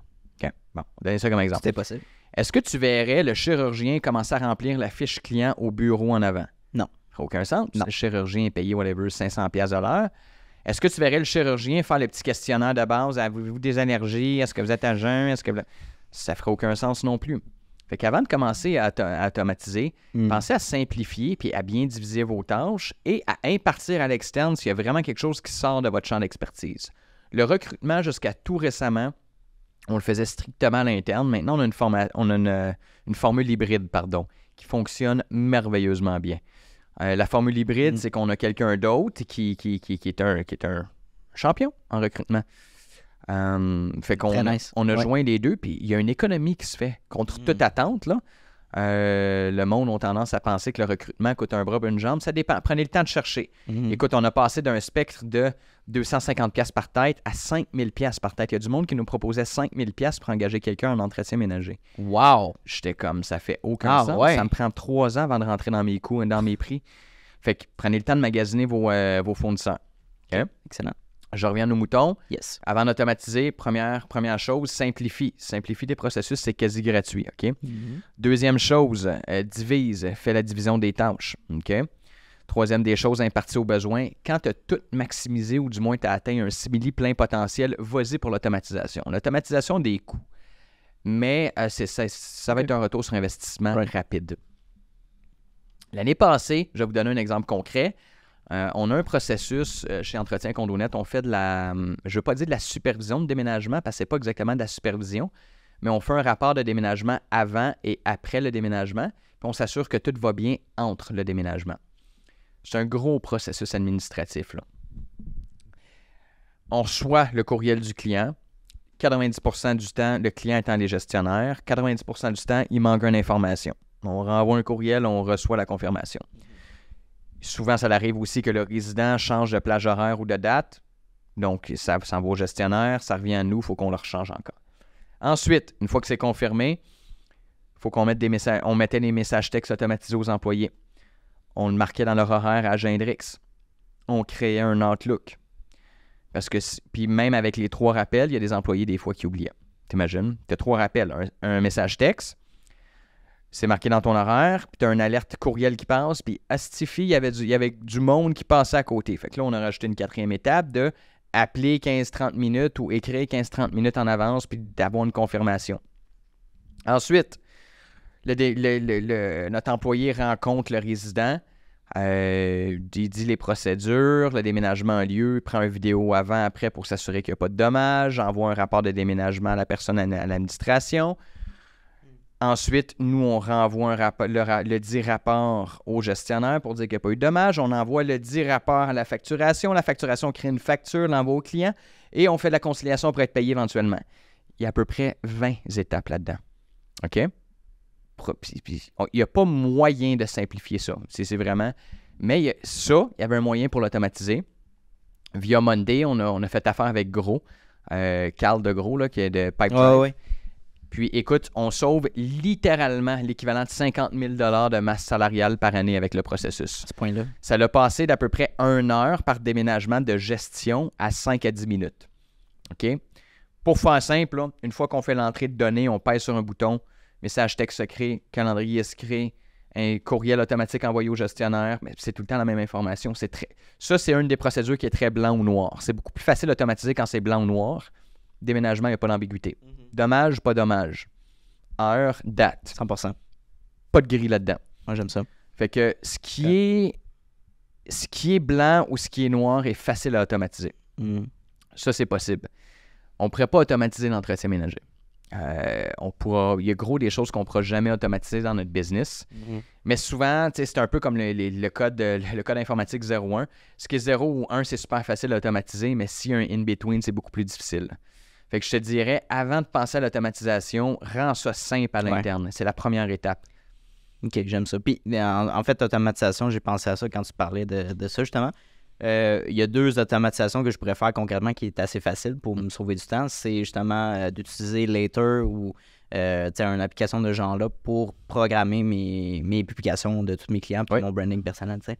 Fait que je le faisais déjà à petite échelle pour certaines tâches, mais de vraiment l'implanter, tu sais, par mois, je les synchronise, etc. Je mets mes textes, ça va tout mettre sur toutes les plateformes de réseaux sociaux.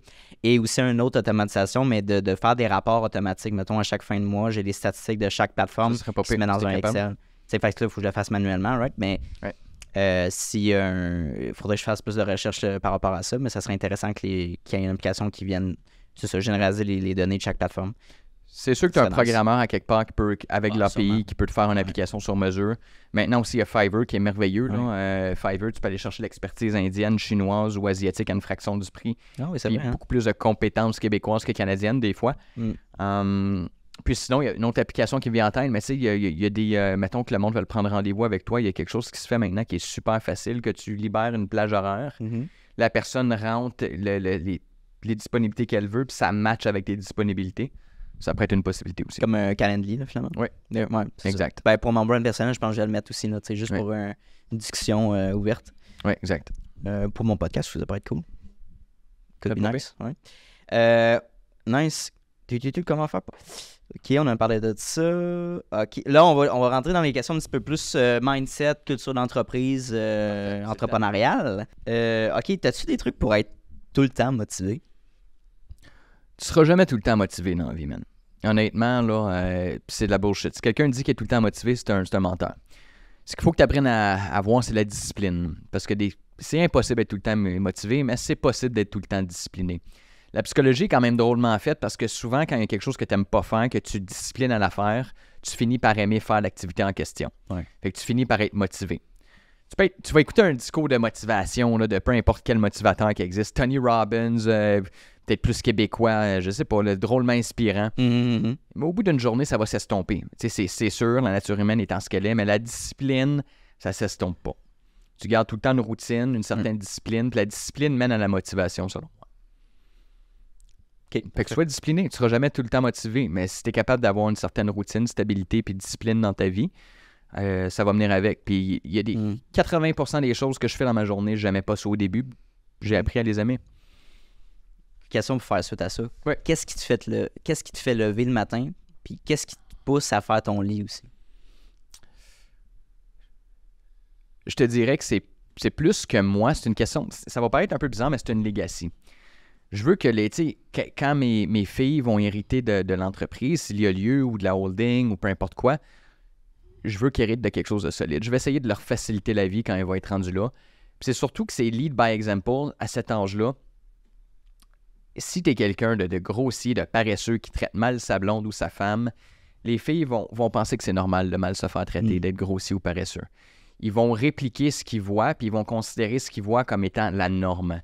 Fait que si t'es respectueux, si t'es galant avec ta blonde, si t'es poli, si t'es discipliné, si tu fais ton lit le matin, si tu fais le ménage quand c'est le bon moment, parce que beaucoup de gars aussi qui se disent, je sais pas pourquoi, les tâches ménagères, c'est pas pour moi. Il y a gros des gars qui se disent ça. C'est vrai. Parce que ça l'apprend aux enfants. Si t'es un petit gars, première des choses, quand il va avoir une blonde, il voudra pas le faire, puis il va donner ça à sa blonde. Ouais. Ce que ça l'apprend les filles, c'est que c'est une normalité que les filles font la cuisine puis l'entretien ménager de la maison, ce qui est vraiment... Ça doit pas être le cas. Tu dois inculquer ça à tes enfants. Fait que le comportement que toi, t'as, ce que tu transmets dans les yeux de tes enfants, ça va avoir un impact sur leur futur. Puis c'est un peu ça qui me motive le matin. Ça me tente pas d'aller nécessairement m'entraîner à 5 heures. Ça me tente pas de faire mon lit. Ça me tente pas d'avoir une diète stricte. C'est sûr que je préférais manger du McDo.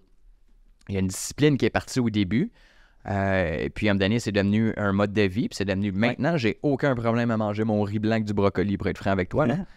C'est plus un obstacle. Une seconde nature, non, c'est ça. Mais au début, c'est embarquer sur une diète. Changer l'alimentation, c'est rough. C'est le fun pour personne, embarquer sur une diète. Puis c'est comme ça sur tous les éléments dans ta vie.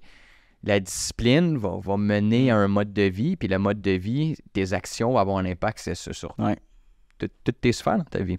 Puis j'imagine que ça t'est déjà arrivé, puis ça t'arrive déjà d'avoir des journées de marde. Tu te lèves le matin, ça ne tente pas, tu as des situations. Clairement.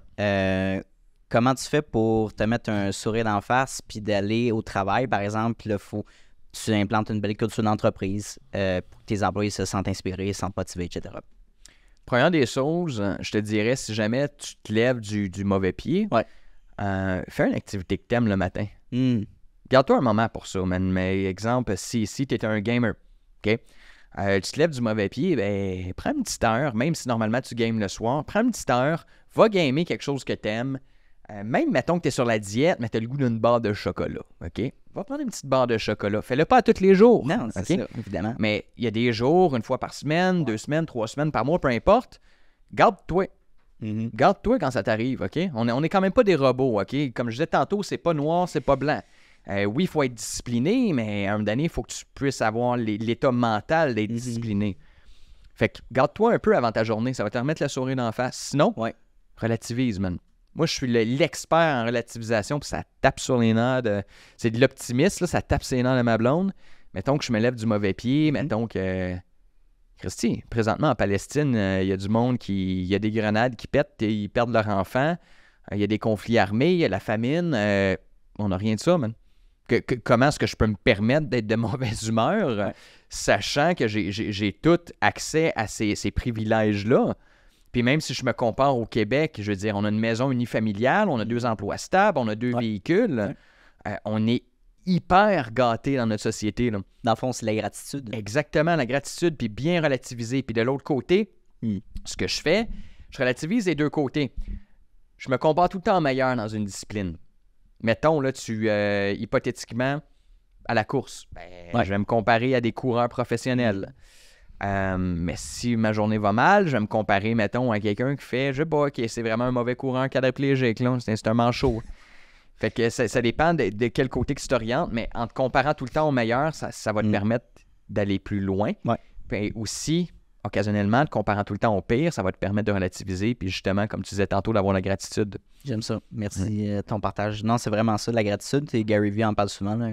C'est important. Fait vraiment, c'est de relativiser puis de se comparer. Quand tu compares, on se console. On vit dans une société où on a accès à tous les aliments, on a un toit, on a des divertissements.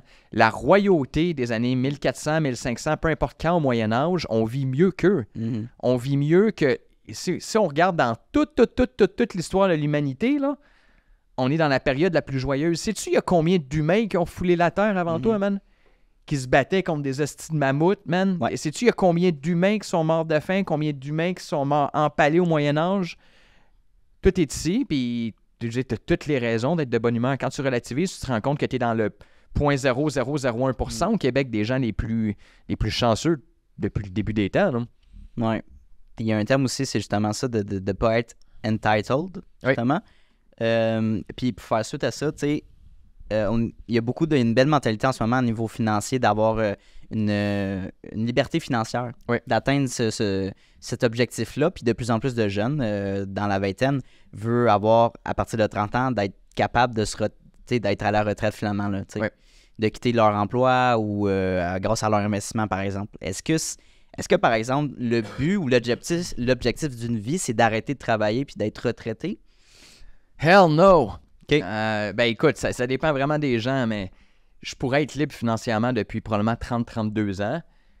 J'ai de la misère à prendre une vacance au bout de 2-3 jours. Je commence à stresser. J'ai besoin de bouger. Fait que ça dépend vraiment des mentalités. Si t'es un entrepreneur, puis c'est comme ça pour énormément d'entrepreneurs. Je lisais justement un livre de François Lambert il y a quelques mois qui me disait qu'il avait vendu sa business dans le temps qui était de l'impartition téléphonique. Il a commencé à s'entraîner en fou.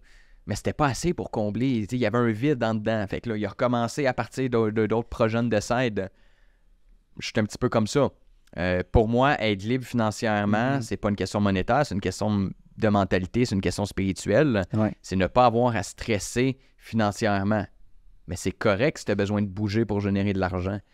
Je serais malheureux de pas travailler du jour au lendemain. Tu me paierais pour être sur Netflix à temps plein, tu me paierais pour faire des voyages partout dans le monde. Ouais, c'est ça. Personnellement, je serais très malheureux là-dedans. Moi, j'adore faire du kayak. Tu me paierais 1 million par année ou whatever, mettons 100 000 là, par année pour faire ça à temps plein. Non, je le ferais pas. Là. Je penserais pas qu'on est conçu pour être des êtres complètement libres de notre temps. Tu sais, on a besoin d'activités, on a besoin de meubler notre temps. Sinon, si tu es libre financièrement, écoute, à moins que tu aies beaucoup de projets d'activités que tu aimes, tu es capable de bien le splitter dans ton temps libre. Parce que c'est ça, la mentalité, c'est dommage, mais les gens, c'est ça, on a comme un chemin prérequis qu'il faut prendre pour avoir une réussite dans la vie. OK, fait que études, ensuite un travail stable, puis à 50 ans, ben, tu commences à checker pour ta retraite. T'sais. Puis là, après, tu profites de tes 30 ans qui te restent. Je pense que c'est plus rendu 60-70 les normes maintenant. Là. Ouais, mais c'est ça. Fait que, on est rendu vraiment plus loin, non? C'est comme là, il me reste 200 jours avant ma retraite. C'est quand même triste, par exemple, quand après, tu vas profiter de la vie à partir de ce moment-là. Le travail n'est pas une fin en soi. Le travail, ça peut être... Ça peut ne pas être du travail, en fait. C'est ça que je cherchais. Ben, c'est un peu ça. Puis honnêtement, ça va paraître contre-intuitif. Puis il y a du monde qui vont pas me croire. Mais notre équipe à l'entretien ménager aime ça, faire le ménage. Ils aiment voir... Je te le dis, man. Ils aiment voir le avant, le après, puis la satisfaction des clients. Mm-hmm. Des fois, le monde dit il fait juste torcher des condos, puis c'est hyper son métier. Non, il y a des gens qui étaient dans le domaine de l'administration bureautique qui ont quitté ça pour venir en entretien ménager parce qu'ils aimaient ça bouger, aimaient ça les défis, la nouveauté à chaque jour. Il faut que tu aimes ta job. Il faut pas que tu aies des employés qui... Puis ça, je pense que c'est la pire des choses. Hein. Je suis retraité dans, exemple, 50 semaines. Si ça fait 30 ans, mon gars, que tu calcules le nombre d'années puis le nombre de semaines, je suis triste pour toi, sérieusement. C'est pas comme ça qu'il faut que tu le vois. C'est pas du tout comme ça qu'il faut que tu le vois. Oui, puis je pense que les gens, ils se disent ça, puis c'est « Ouais, là, je suis rendu à la retraite. » Puis ils disent « Asti, je m'ennuie. Qu'est-ce que je fais? Qu'est-ce que je fais? » Les personnes deviennent plus en forme. Finalement, le travail, c'était pas si peu que ça. Ben, c'est ça. Puis il y a souvent un retour qui se fait là, quand les gens prennent leur retraite. Oh, finalement... C'est un peu long. Ils retournent sur le marché du travail. On a beaucoup d'employés comme ça. Typiquement, on a beaucoup de fonctionnaires qui travaillaient, par exemple, pour les hôpitaux ou peu importe. Ils sont retraités depuis 2-3 mois. Ils peuvent bien vivre de leur pension, là, sérieusement. Là, c'est alléchant. Puis ils sont comme pas capables. J'ai besoin d'un job 20-25 heures semaine. Avez-vous de quoi? Puis je pense que le meilleur exemple là-dessus, c'est mon grand-père. Il était fonctionnaire au gouvernement. Puis il avait pris sa retraite un peu plus tôt. Il est revenu travailler pendant quelques années, puis il a repris sa retraite, puis il y avait plein de projets personnels. Il était tout le temps en action. Il y avait les chalets, le condo, la Floride et tout ça. Tout le temps, à chaque fois qu'il parlait, il y avait des trucs. Là, il y avait tel festival, il n'y avait jamais une fin de semaine ou quelque chose qui faisait rien. T'sais. On devrait pas dire, en fait, maintenant. On devrait pas dire « j'aimerais ça être libre financièrement ». On devrait dire « je vais être libre mentalement ». Je veux que ma charge mentale soit libre. Je veux pas que travailler soit un fardeau, soit un problème en soi. Et le monde a vraiment une mauvaise connotation parce que être libre financièrement, si c'est pour être malheureux, c'est pas mieux. Non. Nice. C'est un beau segment, ça. OK. Ça, c'est bon. Là. Ah! Ben, question pour suite à la motivation. Pourquoi tu travailles autant? Parce que j'aime ce que je fais. C'est tellement cheesy. Puis si vous comprenez pas ça, que vous aimez ce que vous faites, c'est que vous êtes peut-être pas au bon endroit professionnellement parlant. Je fais juste avant que tu continues, je fais suite à ça parce que c'est un sujet qui a été touché par c'est un professeur universitaire canadien. Puis Jordan B. Peterson, tu connais? Bon, il disait que je pense à partir de 120 000 ou 160 000 par année ou un truc du genre, il y a comme plus de justification financière d'aller chercher, de faire plus d'argent ou faire plus d'heures. Fait que pourquoi? J'avais entendu 90 000. Ah, peut-être, excuse-moi. Je pense que ça fait plus de sens. C'est le seuil du bonheur atteint comme c'est une sorte de courbe. Oui, c'est ça, puis, seuil du bonheur. Pour faire simple, tu as comme un graphique, puis ils ont fait plusieurs études. Là. Allez sur Google, là, sérieusement, si vous voulez voir l'étude. Puis à partir de mémoire, c'est 90 000. Oui, make sense. Tu vois, la courbe du bonheur est quasiment rendue plane, là. Ça veut dire que, grosso modo, entre 90 000 c'est plus lié au salaire. C'est ça, exactement. Entre 90 000 et 2 millions par année, la différence est minime. C'est la même que, mettons, entre 70 et 90. Right. Parce que quand tu es capable de couvrir tes besoins de base, puis d'être dans une certaine stabilité financière, ce que ça dit, c'est que l'argent ne fait pas le bonheur, puis c'est vrai. Nice. Que tu roules dans une BM de l'année ou une Ferrari, ta Ferrari, je peux te garantir que les premières semaines, tu vas triper, mais ta Ferrari va devenir ta BM. Ça va devenir tu vas t'adapter, puis ça va devenir une coutume. Puis c'est pour ça que les gens très riches, très, très riches, souvent, ils achètent des d'affaires exorbitantes, des yachts, puis tout le kit. C'est juste qu'il y a un certain stade. Tu sais, au début, j'ai ma Ferrari, après j'ai mon bateau, après j'ai mon yacht. Ouais. Ils ne sont pas capables d'être nécessairement plus heureux en soi. Puis c'est pour ça que les choses augmentent de plus en plus. Ça devient ridicule. Ils achètent des planètes ou des îles. C'est vraiment d'un ridicule. C'est des projets Elon Musk, justement. Là. Il veut pas créer ou bâtir une base lunaire. C'est fou. Ou colonie sur Mars. Mais tu sais, le principe, c'est qu'effectivement, tu as la courbe qui explique après 120 000, t'es pas plus heureux. C'est comme le stade maximum. C'est l'idéal. Ouais. Ben, c'est ça, c'est intéressant. Fait que ça va au-delà de l'argent que tu fais. Absolument. Ben oui. Si tu travailles pour l'argent, surtout si tu es en entrepreneuriat, pardon, j'ai eu un ACV. J'en parlais justement avec Maud durant le dernier podcast. Si tu te pars en business pour l'argent, tu es vraiment à mauvaise place. En début de business, les 5 premières années, là, vous irez regarder le podcast au besoin, là, l'extrait. Épisode 36 sur YouTube. Yes. Good. Il connaît ça par cœur. Clic. Lui aime sa job. Vous allez voir qu'au début, vous allez travailler à un salaire ridicule. 5, 6, 10 piastres de l'heure, ça va être ridicule. Si vous le faites purement pour l'argent, partez-vous pas en business. Honnêtement, là, allez comme employé puis placez votre argent en bourse. C'est vrai, c'est ça ton but. Si vous le partez pour le drive, pour le feeling, ma dope moment, c'est quand je signe un nouveau contrat, là.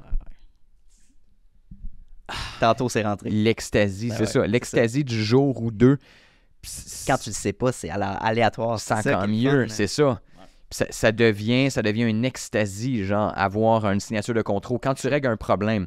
Ah ouais. On a un de nos employés récemment, en fait, de nos employés qui est comme, je suis vraiment tanné de gérer des problèmes, je trouve que c'est noir. Mais quand tu es en business, c'est ta job dans les opérations de régler des problèmes. Si tu n'aimes pas ça, tu n'es pas à bonne place. On s'entend, là. 100%. Si régler des problèmes pour toi, quand le monde vient de me voir, les employés ont des problèmes. Oui, mais c'est normal, c'est ça ta job. C'est comme si tu me dis, tu es mécanicien, puis tu n'aimes pas ça de saler les mains. Tu es docteur, tu n'aimes pas ça voir du sang. Tu es professeur, tu n'aimes pas les jeunes. C'est comme hyper dichotomique. Inévitable, puis ça vient avec. Dichotomique. Faut le plugger, on l'avait pas plugué. Je l'avais pas plugué aujourd'hui. C'est dichotomique. C'est dichotomique comme opinion. Mais c'est vraiment ça. Quand tu es en opération, il faut que tu aimes dealer avec la merde. C'est vraiment ça. OK, j'aime ça. Ben c'est ça, j'ai une question justement. Comment tu fais pour dealer avec des clients qui sont difficiles, demandants, problématiques? Il y a des phases dans ta vie avec ça. Dans ta vie entrepreneuriale, au début, il faut que tu les gardes, ces clients-là. Tu en as besoin pour ta survie. Souvent, puis c'est l'ironie du sort, les clients les plus payants sont souvent les plus chiants. Je ne sais pas pourquoi on dirait que c'est une logique, ça. Toi, c'est une bad luck. C'est ça, toi, c'est différent, tu as un certain contrôle. Oui, mais toi, oui, là, 100%. Nous, c'est vraiment ça. Puis c'est plate, mais au début, il faut que tu les gardes. Les 2 premières années qu'on est en business, là, c'est des clients ridicules, puis on devait les garder. À partir de 3, 4 et 4e année, on a commencé à avoir le luxe de choisir nos clients, puis ça me fait plaisir de résilier un client qui n'est pas agréable. Autant pour l'employé que pour administrativement parlant. Regardez votre charge mentale. Première des choses, là, une des choses que les entrepreneurs négligent, je regarde juste les chiffres, la marge de profit, tout. Regardez donc votre énergie mentale, votre marge mentale, ça a de l'air de quoi? Est-ce que ce client-là vous empêche de dormir la nuit? Est-ce que ce client-là, vous n'êtes pas capable de passer du temps à la fin de semaine avec vos enfants parce que vous pensez à sa réaction par rapport à une situation X, Y, Z? Ça vaut extrêmement cher, cet indicateur-là. C'est le plus important, en fait. Même si c'est le client le plus rentable du monde, si vous empêche de dormir et vous rend malheureux, flushez-le. Ouais. Fait qu'on est rendu à un stade qu'on résilie. Quand on n'aime pas un client, on le renouvelle pas. Ouais. Fait que ça dépend t'es où dans ta vie entrepreneuriale. Okay. Il y a aussi un des éléments que les entrepreneurs ne regardent pas assez. Ils vont calculer, mettons, leur marge directe avec leur employé ou comment tel client prend, mais ils ne regarderont pas le temps administratif dédié au client. Extrêmement important.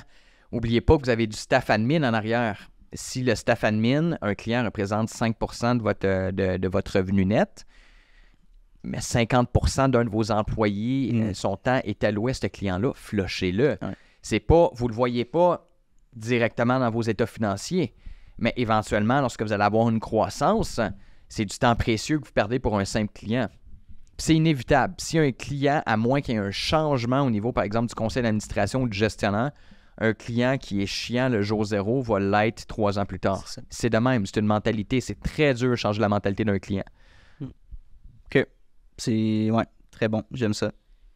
C'est une bonne question. C'est plus personnel, mais prenant en compte que l'accès à la première propriété est difficile pour des jeunes dans la vingtaine, puis même début trentaine, il y en a beaucoup qui vont dire « Ouais, mais il faut que tu achètes à 2. » Ouais, mais attends, là, c'est quoi l'implication personnelle, émotionnelle, d'aller chercher quelqu'un juste pour acheter une propriété à 2, puis que finalement, vous vous ramassez, c'est des colocs, puis là, ça marche pas, puis là, il faut vendre la maison. Ce serait quoi une stratégie ou un plan qu'on pourrait se dire pour que les jeunes de notre âge, justement, puissent avoir accès à une propriété sans se ruiner financièrement ou vendre 1 ou 2 reins? Patienter.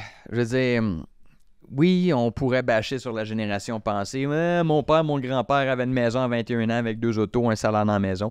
Les temps changent, OK? Les mots sont différents, les temps changent. Okay. Prenez votre temps. Ne pas avoir de maison n'est pas un échec en soi. On a toutes des horloges biologiques différentes. Pilez votre cash intelligemment, puis achetez. Stabilisez-vous, point de vue amoureux, point de vue professionnel. Stabilisez votre vie avant de penser à acheter. Avoir une maison en soi, lorsque tu n'en as pas, tu penses que c'est un rêve. Lorsque tu commences à en avoir une, tu te rends compte que c'est un peu des menottes financières dans certains cas. Si ta toiture flanche, là, tu ne peux pas appeler ton proprio pour qu'elle change. Il y a un stress qui vient avec avoir une propriété et l'acheter. Prenez votre temps. Pliez l'argent. Oubliez les formations là, de tout emprunter sur une carte de crédit. Puis, j'aimerais ça avoir un autre ingrédient de dire, mais faites juste prendre votre temps, man. C'est gratification immédiate au Québec. Il faudrait qu'à 20 ans, tu sors avec un bac, que tu sois un cadre avec un auto de luxe de l'année, avec ta maison puis un chalet. C'est pas ça la norme. C'est pas ça la vie. Je sais que c'est ça que vous voyez souvent sur les réseaux sociaux à cause d'une fraction des entrepreneurs qui réussissent. 0,01% des entrepreneurs qui réussissent, vous pensez que c'est le standard. C'est pas ça le standard. Le standard, qu'est-ce que je viens de vous décrire? C'est une vie de fin de carrière quand les enfants sont plus à la maison. Mais on dirait que notre génération, c'est vraiment ça. On est drillé sur l'immédiat. Telle année. C'est à cause de ça. Il faut faire ça, C'est à cause de ça, man. Ouais. Dans le temps, professionnellement parlant, là, ton boss voulait te rejoindre. Tu n'avais pas de cellulaire. Puis le boss s'appelait pas sur le téléphone de la maison parce qu'il ne voulait pas parler avec la bonne femme. Maintenant, c'est le gros désavantage de la vie moderne qui est extrêmement stressant. Tout est hyper rapide. Ton cell, écoute, pas de génération, parce que je considère que je suis pas la même génération que vous. Non. Vous n'aimez pas recevoir des appels. Hein? Moins. Appel téléphonique, là. Appel téléphonique. Là, en fait, c'est pourquoi il m'appelle, genre. C'est ça. Qu'est-ce qui se passe? C'est-tu quelqu'un qui est mort? C'est ça. Ça doit être urgent, il m'appelle. Ouais. Ma génération, c'est ça qu'on a connu. On a connu les premiers messages textes que à chaque lettre, ça te coûtait un sou, genre. Fait que ça change, man. Mais c'est rendu ultra rapide. Écoute, ton boss te texte 2h du matin, il faut que ça soit fait demain. C'était pas comme ça dans le temps. Puis ça, étant donné que tout est rendu immédiat dans les tâches, on fait le parallèle dans les acquisitions des biens matériels. Mais ça n'a pas évolué au même rythme. Tu comprends? Et oui, le niveau professionnel, ça va plus vite, mais niveau acquisition de matériel, ça change pas. Tu as besoin d'une ressource pour l'acquérir. Mais donc, pour finir là-dessus, est-ce que tu dirais que c'est plus difficile économiquement d'aller acheter une propriété comparativement à dans nos parents, par exemple? Hors de tout doute raisonnable. Mais l'accessibilité à la propriété est historiquement difficile présentement. C'est-tu vraiment une question que les salaires ne suivent pas ou que c'est une question de que les gens ne suivent pas bien leurs finances puis ne mettent pas leur argent à bonne place? Je pense que c'est un mélange des deux. OK. Bon, c'est sûr, on a tout le temps le boomer qui dit ouais, dans mon temps, les taux d'intérêt étaient à 20%. Boomer, OK? Ta maison était moins chère. Mais même si le taux était de 20%, je suis désolé, man. Fais les calculs, la capacité de paiement était beaucoup moins importante que présentement. D'un autre côté, il n'allait pas dans le sud 2 fois par année. Non. Il n'y avait pas 2 autos. Non. Il n'allait pas au resto ou ne commandait pas du Uber Eats 1 fois par semaine. Fait que oui, il y a le facteur dépense qu'on vit vraiment dans des biens superflus. On a beaucoup plus de matériel qu'on avait. Mais il y a aussi le ratio entre le coût de la propriété et les salaires n'a pas augmenté à la même vitesse. OK, c'est ça. Dans le temps, tu pouvais travailler sais, dans les Simpsons, là, soit dit en passant, C'est vrai. c'était l'exemple typique du couple américain quand c'est parti. Premier épisode des Simpsons, t'avais quelqu'un un homme qui travaillait dans une usine, pouvait subvenir aux besoins de 3 enfants dans une maison unifamiliale standard et avoir 2 véhicules. C'était le standard américain. Matt G, je pense que c'est Groening, là, son nom. Il a décalqué ça de l'économie américaine, c'était standard. Wow. Maintenant, oublie ça. Tu peux pas, un salaire, avoir une maison, 2 véhicules, 3 enfants. Les temps ont changé. Les temps ont changé. Il faut juste s'adapter. S'adapter au temps. Fait que c'est sûr que les ratios sont pas les mêmes. Et c'est beaucoup plus difficile à acheter de nos jours, mais d'un autre côté, tout est plus accessible. On a accès au câble, à un paquet de choses pour se divertir que nos parents n'avaient pas. Il y a une autre option aussi, c'est que c'est beaucoup plus facile de se partir une petite entreprise en dessin et aller chercher des revenus supplémentaires. C'est donc facile. Le manquement, maintenant. je pense qu'on peut aller chercher avec une idée créative que tu veux partir, un besoin que tu peux aller remplir. Vous avez un accès à la connaissance. Dans ton lit, là, honnêtement. Là. Plein de choses. On est fan. Bon, oui. Ça reste une business, mais vous avez l'accès à l'information qu'il n'y avait pas jadis. Écoute, mettons que je retourne là, dans mon temps, puis ça, c'est ridicule, ça fait pas longtemps, j'ai juste 35 ans, guys. Quand j'avais besoin d'une information, il fallait que j'aille à la bibliothèque, que j'aille sur un ordinateur, que je regarde où est-ce que l'encyclopédie se trouvait. Il fallait que j'aille dans l'encyclopédie puis je recherche l'information. Ça n'existait pas au Google. Ça n'existait pas à ChatGPT. Maintenant, vous avez accès à ça. Fait que si j'avais besoin d'un détail entrepreneurial, savoir c'est quoi une marge de profit, ben, Stifi, il fallait que j'aille lire ça dans une encyclopédie ou que j'aille m'informer auprès de quelqu'un qui le connaît. Maintenant, va sur Google, tape-le, tu le trouves en 5 minutes. Fait que tu as une économie de temps substantielle qui se fait. Quand tu es capable de bien gérer ton temps dans la société d'aujourd'hui, ça te permet de générer beaucoup plus de revenus que jadis. C'est un changement.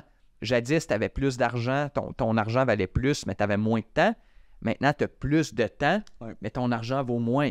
C'est une conversion des ressources qui s'est faite. C'est un changement au niveau de la pesanteur des ressources. Les deux sont essentiels pour réussir en business. Puis, ça va faire un point sur un des sujets qu'on ne devait pas parler. Qu'on ne devait pas parler? Oui. C'est intéressant qu'on en parle. C'est l'éducation, il ne faut pas parler de ça. Ah, éducation, c'est très ben touchy. Mais le ChatGPT, ce que ça fait, c'est que ça a révélé les lacunes du modèle, comment on évalue nos étudiants.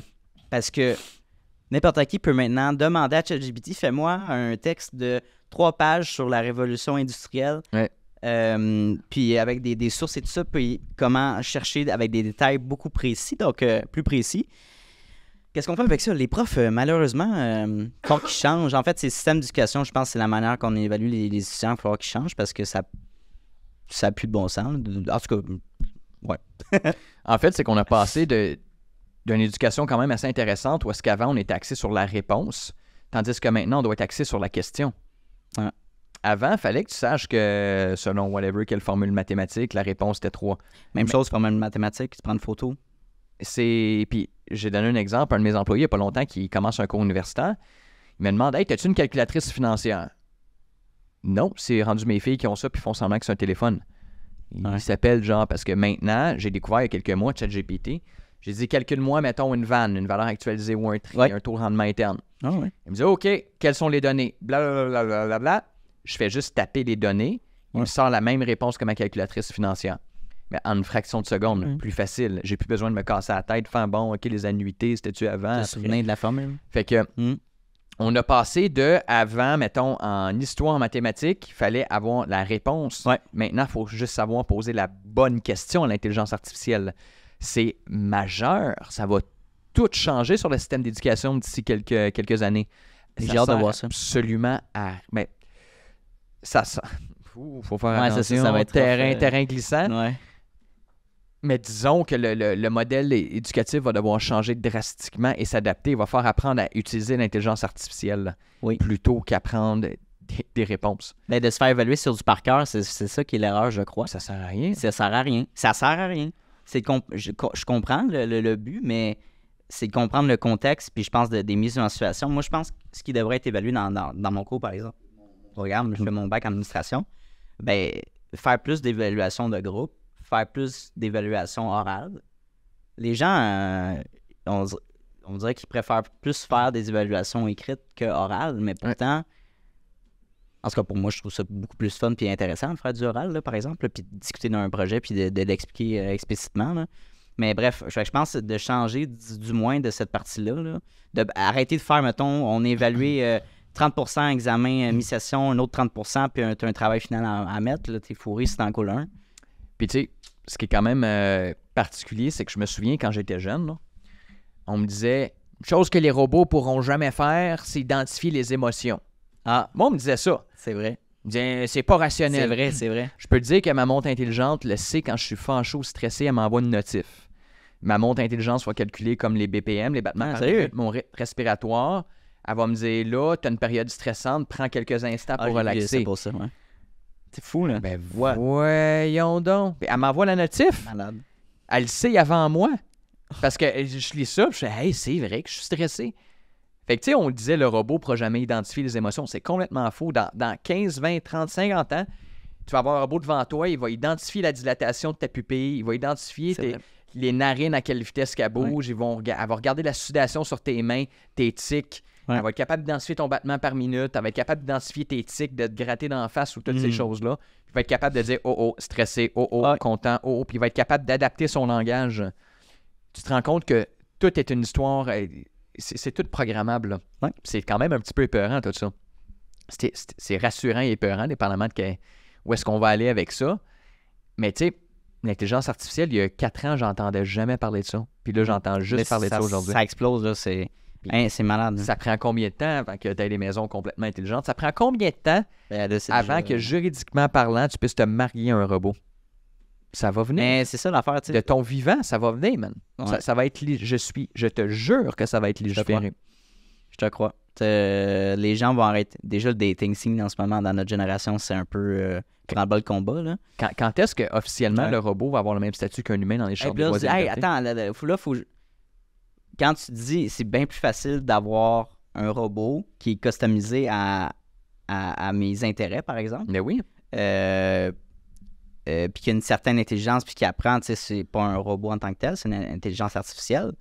Mais c'est beaucoup plus facile que d'aller essayer de convaincre quelqu'un de sortir avec moi, puis de créer une famille, tu sais. Fait que là, je suis comme, ah ouais, mais c'est sûr qu'on va être confronté à ça. Les droits changent dans le temps. Les droits humains. Regarde, pas juste humains, les animaux, là, tu retournes il y a 300 ans, là, ton chien, tu l'abattais, tu lui coupais une patte, tu lui mettais une balle dans la tête. C'est rendu criminel. Le système de droit s'est adapté à ça. Ouais. Y a des façons de faire avec les animaux qu'il n'y avait pas jadis. On a créé un système de loi alentour des animaux qui était jadis rien bantoute. Maintenant, on est en train de le créer autour de l'écologie. On va le créer aussi autour de la robotique. Puis à un moment donné, un robot va avoir le même droit que toi. Écoute, tu vas être au restaurant, puis le robot va pouvoir passer avant toi. Le robot va commettre un meurtre, va être emprisonné. On va atteindre ce stade-là. Quand? Je ne le sais pas, mais ça va venir un jour. Ah oui, 100%. Il y a plein de films qui ont été faits, là, justement, que la famille qui achète un robot qui est un peu un serviteur. Exact. Qui se rebelle contre la famille, puis qui s'en va créer une société à part. C'est un reflet de l'esclavagisme. Regarde. Oui, c'est ça, exactement. On a un exemple parfait. Dans le temps, on disait les négros. Il y a 200 ans. Il y a même pas, il y a 100 ans. Puis c'était socialement normal. Maintenant, ça ne l'est plus, puis c'est bien correct que ça ne le soit pas. Mais avant, l'esclave avait pas une part entière, non plus, il n'était pas considéré comme un humain. C'est hier, dans l'histoire de l'humanité, là, qu'est-ce que je vous raconte, là. Ça fait pas 10 000 ans de ça, là. Ça fait à peine quelques dizaines d'années, même pas une centaine d'années. Les droits ont changé. Les personnes qui avaient la peau noire, par exemple, aux États-Unis, ils ont commencé à avoir le droit de vote, mais c'est tout récent, puis c'est juste fou comment le système de loi change rapidement. Il faut que ça change rapidement. Fait que bref, ça va être vraiment à suivre. Nice. Bon, ben, on finit par notre belle question de nos entrevues, de nos discussions. Tu peux peut-être l'amener avec la vibe du coaching puis de la consultation. Un conseil que tu donnerais justement à un entrepreneur 30 ans qui a des enfants, qui veut se partir d'une entreprise, qui a déjà un cash down, par exemple. Soyez paresseux. Contre-intuitif, hein? Tu t'attends pas à ça. Je parle depuis tantôt, discipline, 80 heures par semaine. En fait, soyez paresseux dans la mesure où consultez les bonnes personnes avant de débuter une business. Faites pas les erreurs vous-même, puis essayez de vous faciliter la vie le plus vite possible. Ça vaut la peine de consulter quelqu'un en se partant en business. Si tu pars une compagnie, tu n'as pas la bonne structure fiscale ou tu n'as pas les bonnes conventions d'actionnaires avec tes partenaires, ça va être un foutoir dans 5 ou dans 10 ans. Tu dis, c'est mon meilleur ami, il n'y a pas de trouble. Ton meilleur ami, s'il meurt, puis c'est sa blonde qui est folle, qui hérite, qu'est-ce qui se passe? Ton ami, s'il meurt, puis c'est son père qui, je sais pas, man, il y a des problèmes cognitifs qui héritent, qu'est-ce qui se passe? Si les deux, vous mourrez dans un... Il y a tout le temps des choses qui arrivent, puis vous ne devez pas avoir de blind spot. Puis les blind spots, quand tu n'es pas dans la situation, c'est super facile de le pogner, puis c'est normal, là. Mettons quelqu'un, un autre Jean-Sébastien vient dans ma business d'entretien Condonet, puis il n'a jamais vu ça, c'est sûr qu'il va détecter un paquet d'anomalies que moi, je ne suis pas capable de détecter. C'est pas une question de professionnalisme, c'est une question de, quand tu as tout le temps le nez dans une situation X, tu commences à avoir des blind spots, à avoir des points morts, à avoir des parties que tu vois pas, des problèmes que tu vois pas. En ayant quelqu'un de l'externe, même si la personne est moins compétente que toi, limite dans le domaine, ça te permet d'avoir une deuxième paire de yeux qui est capable d'identifier des problèmes sérieux. Fait que soyez paresseux, apprenez à travailler efficacement. Mettez les heures nécessaires. Work hard, but work smart. La consultation, c'est essentiel quand vous partez en business. Comme si vous mettez en forme. Ça va aller 10 fois plus vite si vous avez votre coach. Pas plus compliqué que ça. Petite question qui est vraiment bonne que j'ai oublié de passer au niveau du coaching. On prend le même concept, la personne, jeune homme d'affaires de 35 ans avec 2 enfants, qui est à l'aise à se partir en affaires, mais plus ou moins à l'aise, qui dit « Hey, pour être plus confiant, je pense que je pourrais me partir avec mon chum qui a telle expérience. Est-ce que je devrais me partir seul ou avec mon chum? » Cas par cas. Faut juste que les expertises ne s'entrecoupent pas. Faut que ça soit complémentaire. Okay? Si tu as 2 gars en finance, 2 nerds en finance qui se partent dans une business de vente, va pas vendre grand-chose. Ça risque d'être beau. Si tu as 2 extravertis, 2 gars hyper émotifs, mais qui sont des go-getters, 2 bons vendeurs, mais qui ont zéro la capacité financière de faire des calculs, va être la même chose. Fait que si vous partez à 2, soyez complémentaires. La pire chose que tu peux faire en business, c'est de dire « Je me suis parti avec quelqu'un qui est pareil comme moi. » Ça ne fonctionnera pas. Vous devez être complémentaires. Okay. C'est une excellente question. Puis beaucoup de personnes, surtout en investissement immobilier, énormément de personnes, 2 avocats se partent ensemble. 2 gars de la construction se partent ensemble. Plus risqué. Plus risqué. Cool, merci beaucoup. Merci encore pour ce bel entretien avec Entretien Condonet JS. Ça fait plaisir. Sébastien Lebel. On se revoit le mois prochain. Abusez pas trop les bonnes choses. Ciao les cocos.